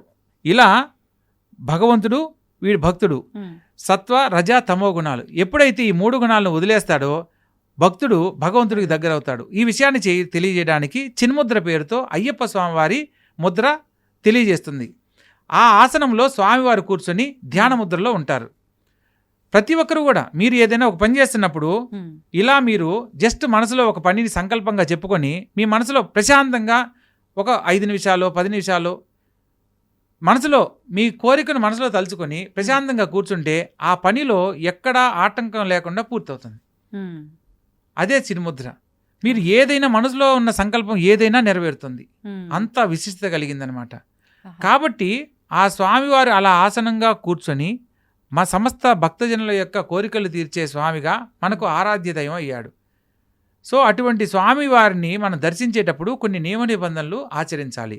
ఉమ్, ఇక్కడ స్త్రీని కూడా మనకు 12 ఏళ్ల లోపల, అదే తను యుక్త వయసుకు రాకముందు లేదా పీరియాడిక్ ఇష్యూ అంటే మెచ్యూరిటీ అనేది తనలో ఈ ఋతుస్రావం అనేది ఆగిపోయిన తర్వాత మాత్రమే భగవంతుని దర్శించడానికి అవకాశం ఉంది అని ఒక నియమం కూడా చెప్పబడింది. ఎందుకంటే అయ్యప్ప స్వామి వారు ధ్యానముద్రలో ఉంటారు. అవును, ఈ యొక్క ధ్యానంలో ఉన్నప్పుడు బ్రహ్మచర్య వ్రత దీక్షలో మైల అనే దాని వల్ల తపోభంగం కలుగుతుంది. అలా కలగకూడదు అంటే స్త్రీ కూడా దీక్ష తీసుకోవచ్చు. కాకపోతే స్త్రీకి ఋతుక్రమం అనేది ఒక శరీరంలో ఒక భాగంగా వాళ్ళు ఒక సమస్యను ఎదుర్కొనేటప్పుడు ఈ యొక్క శబరి కొండలు కానీ నీలిమల కొండలు కానీ విపరీతమైన వేడికి సంబంధించిన కొండలు. ఉమ్, సో ఏ స్త్రీ అయినా సరే తనకు ఋతుక్రమం అనేది ఒక సమయాన్ని పాటించే అవకాశం ఉన్నప్పటికి కూడా ఈ యొక్క కొండల మీద నడిచేటప్పుడు ఏ సందర్భంలో అయినా సరే వారి యొక్క శరీర ఉష్ణోగ్రత పెరిగినప్పుడు ఋతుస్రావం జరగడానికి అవకాశం ఉంటుంది. అప్పుడు మనం ఒక భక్తితో దీక్షా నియమాలను ఆచరిస్తూ స్వామివారి దర్శనానికి వెళ్ళేటప్పుడు అది అక్కడ దోషం అవుతుంది. కాబట్టి సో ఋతుక్రమానికి సంబంధించిన సమయంలో పూర్తిగా నిషిద్ధం చేయడం జరిగింది. ఉమ్, అయ్యప్ప స్వామి వారి పూజలు ఎక్కడ జరుగుతున్నా, లేదా ఇప్పుడు నేను దీక్ష తీసుకున్నాను, నేను నా కుటుంబ సమేతంగా భార్య సమేతంగా కూర్చొని ఈ పూజను నేను అయ్యప్ప స్వామి పూజలో ఉమ్, ఆమెకు కూడా అవకాశం కల్పించాలి. ఆహా. చాలామంది గురుస్వాములు అంటే కొందరు విషయ పరిజ్ఞానం అంటే అయ్యప్ప స్వామి వారి విశిష్టత తెలియని కొందరు గురుస్వాములు ఏం చేస్తున్నారంటే బ్రహ్మచర్య వ్రత దీక్ష తీసుకున్నప్పుడు భార్య కూర్చోకూడదని ఆమెను దూరంగా కూర్చోబెట్టి పూజ చేయిస్తూ ఉన్నారు. ఒక ఉదాహరణకు మనం సాధారణంగా జరిగే విషయం చెప్పుకుందాం. ఉమ్, మన ఇంట్లో ఒక స్వామి మాలధారణ చేశాడు. ఆ స్వామికి ఉదయాన్నే పూజ చేసుకోవాలంటే ఇల్లు శుభ్రపరచుకోవాలంటే ఉమ్, ఆ ఇంటి ఇల్లాలు ఉండాలి. ఉన్నవాళ్ళు చేయాలి, స్త్రీ చేయాలి. ఉమ్, వండి పెట్టాలంటే నైవేద్యం చేయాలంటే స్త్రీ కావాలి, లేదా మధ్యాహ్నం భోజనం కావాలంటే స్త్రీ చేయాలి. తనకి ఏం కావాలన్నా పూజకు సంబంధించిన వస్తువులు కానీ ఇంటిని శుభ్రపరుస్తూ ఇతను మండల కాలం ఉంటే మండల కాలం నువ్వు తలస్నానం చేసేదానికి నువ్వు దీక్ష తీసుకున్నావు, కానీ నీకోసం ఆమె నీకోసం తలస్నానం చేసి ఇంటిని శుభ్రపరిచి రెడీ చేయాలి. ఆమె ఏ దీక్ష తీసుకోకపోయినా ఇంట్లో నీకోసం అన్ని చేస్తున్నప్పుడు శబరిమల కొండను దర్శించే అవకాశం ప్రస్తుతం లేనప్పుడు పూజలు కూర్చునే అవకాశం కల్పించాలనేది మనకు శాస్త్రంలో చెప్పబడింది.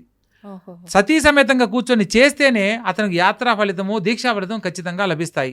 ఉమ్, అంతేగాని ఆమెను సపరేట్గా పెట్టి నువ్వు ఇక్కడ పూజ చేసి ఘనంగా నువ్వు 1,00,000 రూపాయలు 10 లక్షలు ఖర్చు పెట్టి పూజ చేసి నేను అంత గొప్పగా చేశాను 1000 మందికి భోజనం పెట్టానంటే ఒక్కరికి పెట్టిన ఫలితం కూడా లభించదు. మనకు స్త్రీ ధర్మాలు కూడా వివరంగా చెప్పబడ్డాయమ్మా. మనువు స్త్రీ ధర్మాల గురించి తెలియజేశాడు. ఒక్కొక్క గురువు ఒక్కొక్క విధానంలో మనకు ఇన్ని తెలియజేసినప్పుడు స్త్రీకి సంబంధించినవి కొన్ని మనం ఆచరించినప్పుడు మాత్రమే ఆ యొక్క పరిపూర్ణత లభిస్తుంది. రాములు వారు యాగం చేయడానికి సీతాదేవి దంపసమేతంగా చేయవలసిన యాగానికి ఆమె లేదనంటే బంగారంతో ఆమెను తయారు చేసి ఆ యాగాన్ని పూర్తి చేయడం జరిగింది. అంటే కొన్ని గృహస్థ ధర్మాలు ఆచరించేటప్పుడు భార్యా సమేతనే చేయాలని శాస్త్రమే చెప్పినప్పుడు నువ్వు అవి లేకుండా చేసుకున్న ఏ దీక్షకు ఫలితం ఉండదు. సో ఇలా మనం తెలుసుకున్న ప్రతి ఒక్క అంశాన్ని పూర్తిగా తెలుసుకొని ఆచరించాలి. ఎవరో కొందరు గురుస్వాములు ఉంటారమ్మా, 5వసారికి నేను గురుస్వామిని అయ్యాను అని అనుకుంటే గురుస్వామి కాడు.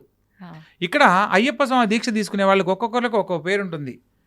12 ఏళ్ల లోపల 11 ఏళ్ల లోపల కనుక దీక్ష ధారణ చేసిన మగపిల్ల వాళ్ళను మణికంఠ స్వామి అని అంటారు. ఆడపిల్లలు కనుక వేస్తే కూచి స్వామి అని అంటారు 12 ఏళ్ల లోపున్న ఆడపిల్లలను.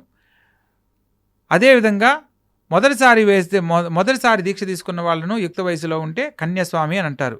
కన్యాస్వామి అంటే మొట్టమొదటి స్వామి. అయ్యప్ప స్వామి వారి దీక్షలలో నువ్వు 30 సార్లు వెళ్ళిన వాడి కంటే కూడా మొదటిసారి దీక్ష తీసుకున్న వాడికి ఎక్కువ ప్రాధాన్యత ఉంటుంది. ఎందుకనండి? అయ్యప్ప స్వామి వారికి చరిత్రలో మనకు కన్యాస్వామికి చాలా విశిష్టత కలిగినట్లు చరిత్రలో చెప్పబడింది. సాక్షాత్తు ఎప్పుడైతే మహిషి సంహారం జరిగిందో ఆ సందర్భంలో ఆమె శాప విమోచనం చెంది పుణ్యస్త్రీగా పూర్వజన్మలో లీలావతిగా ఆమె పూర్వరూపాన్ని దాల్చుతుంది.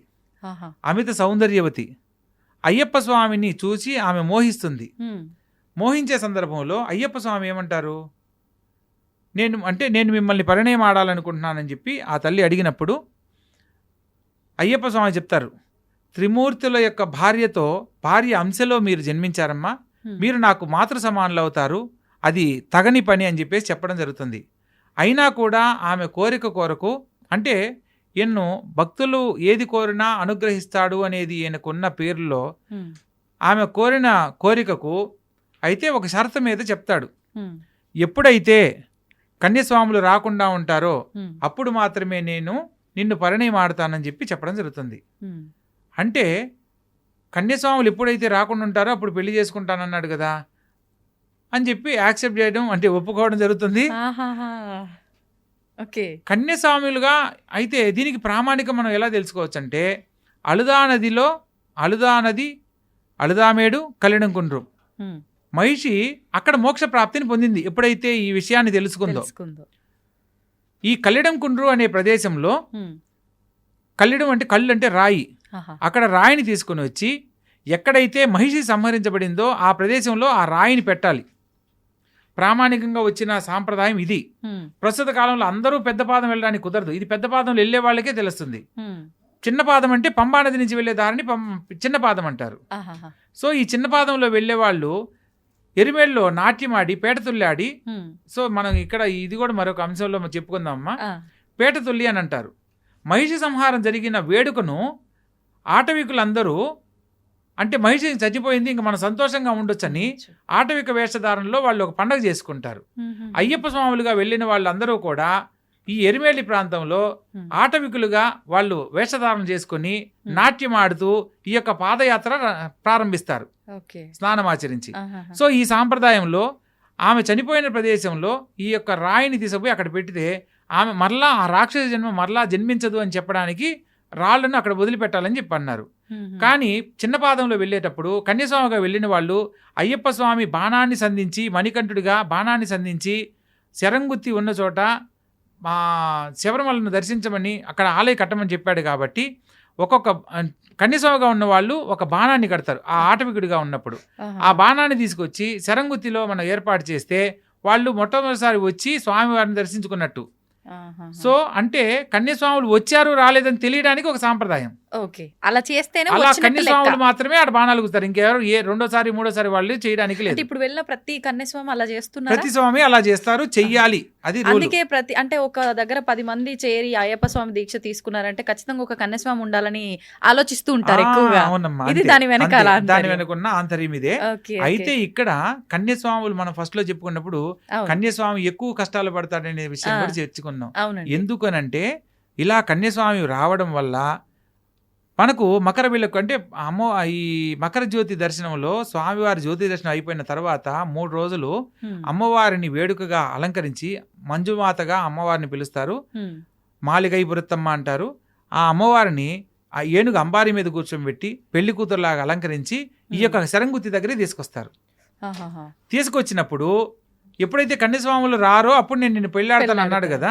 సో స్వామి ఆ అమ్మవారిని ఇక్కడికి తీసుకొచ్చినప్పుడు ఈ బాణాలు గుర్తిని చూసి ఆమె కోపోద్రిక్తురాలవుతుంది.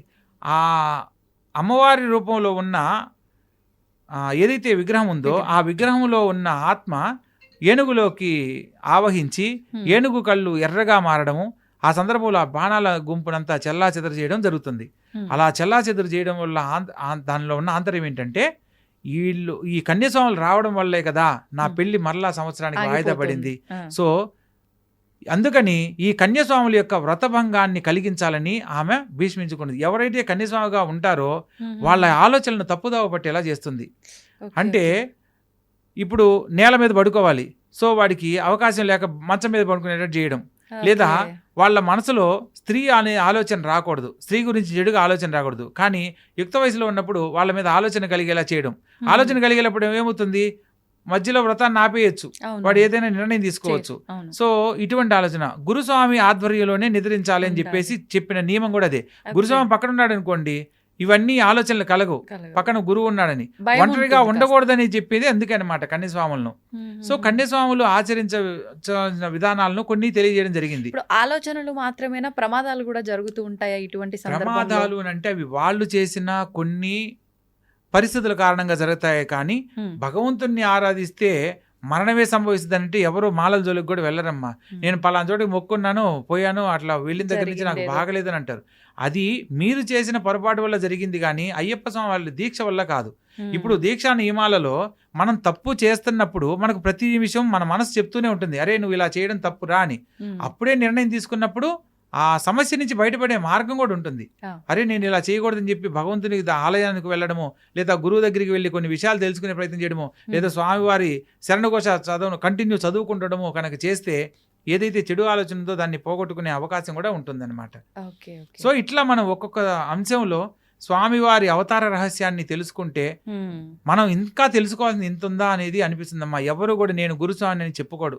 ఎందుకంటే అయ్యప్ప స్వామి వారి మాలధారణలో కరెక్ట్గా నియమాలను మనం పాటిస్తే మనకు కావాల్సిన అన్ని రకాల సకల భోగభాగ్యాలను అష్టైశ్వర్యాలను ఆయన ఇస్తాడు. అయ్యప్ప స్వామి వారి దీక్షలో నువ్వు తెలిసి తెలియక చేసినా కూడా ఆయన అనుగ్రహిస్తాడు. కానీ ఇంకా ఖచ్చితంగా కొన్ని నియమాల ప్రకారం కనుక ఆచరిస్తే మన జీవితంలో మన వంశానికి సంబంధించి ఆ తరతరాలు కూడా చరిత్రకు సంబంధించిన అంశాలలో ఎక్కడా పొరపాట్లు జరగవు. ఆ స్వామివారి విశిష్టత భావితరాలకు కూడా అందించిన వాళ్ళం అవుతాం. ఈ రోజు మనం ఒక్కొక్క గురువు చేసే తప్పు వల్ల ఏమవుతుందంటే అదే నియమంగా మారి తర్వాత అది ఆచరణకు సంబంధించిన పూర్తి విషయాలన్నింటినీ మర్చిపోవడానికి, తెలియకపోవడానికి కారణమవుతుంది. అవునండి, అవును, వాస్తవం. నిజంగానే మీరు చెప్పింది వాస్తవం. అంటే ఒక ఆచారాన్ని ఒకరు ఒక రకంగా మార్చేసేసరికి ఇంకా ఇదే ఆచారమేమో అనే ధోరణిలో అంతా కూడా వ్యవహారం జరిగిపోతూ ఉంటుంది, ముందుకెళ్తూ ఉంటుంది. అదేవిధంగా చాలా సంతోషంగా ఉందండి. చాలా చాలా సందేహాలన్నీ కూడా నివృత్తి చేయడం జరిగింది మీరు. అంటే మీరు ముందరే అన్నట్టుగా మీ 31 సంవత్సరాల దీక్ష అనుభవంలో నిజంగా మీరు చాలా తెలుసుకున్నారు. అవన్నీ కూడా కొంతవరకే మాకు తెలియజేశారని అనిపిస్తోంది. మరొక మంచి ఎపిసోడ్లో మరిన్ని విషయాలు మీతో మాట్లాడాలని కోరుకుంటున్నానండి. ధన్యవాదాలు. శుభస్య శీఘ్రం, శుభం భూయాత్. అయ్యప్ప స్వామి అనుగ్రహం ప్రతి ఒక్కరికి కలగాలని కోరుకుంటున్నాను. ఇక్కడ అయ్యప్ప స్వామి వారి దీక్షలో చివరిగా తెలియజేయవలసిన విషయం ఏంటంటే, చాలామంది కన్యస్వాములను కొద్దిగా ఇబ్బంది పెట్టడం, భోజన సమయంలో మీరు ఇంతే తినాలి, పెట్టినంత తినాలని ఇబ్బంది పెడుతూ ఉంటారు. కొందరు గురుస్వాములు అంటే మీరు చెప్పేది నేనేది నాకు తెలుసు నియమాలు అని కన్యస్వాములు గురువుల్ని మాట్లాడడం అనేది చేయకూడదు. దీనికి ఒక చిన్న పాట రూపంలో కూడా చెప్పడం జరిగింది. గురుస్వామి మాటలను మీరు మీరరాదయ్యా, గురుస్వామి మాటలను మీరు మీరరాదయ్యా, కన్యసాములను మీరు గేలి చేయరాదయ్యా, పేదవారు కాని ధనవంతులైన గాని నియమనిష్టలన్నీ మెలగాలి భక్తి భూని అని చెప్పడం జరిగింది. అంటే మనం దీంట్లో చిన్న పెద్ద తారతమ్య భేదాలు ఏదీ లేకుండా అయ్యప్ప దీక్షలో అందరూ సమానమనే భావంతో ప్రతి ఒక్కరిని ఎదుటివారిని అయ్యప్ప స్వామిగా భావించి స్వామి అని సంబోధించాలి. ఎదుటివారితో మాట్లాడే సందర్భంలో వినయంతో విధేయతతో మాట్లాడాలని నేను వినయంగా తెలియజేస్తున్నాను. అయ్యప్ప స్వామి వారి ప్రతి ఒక్క దీక్ష చేసిన ప్రతి ఒక్కరికి శుభం కలగాలని మనస్ఫూర్తిగా కోరుకుంటూ సర్వే జనా సుఖినో భవంతు. శుభం భూయాత్.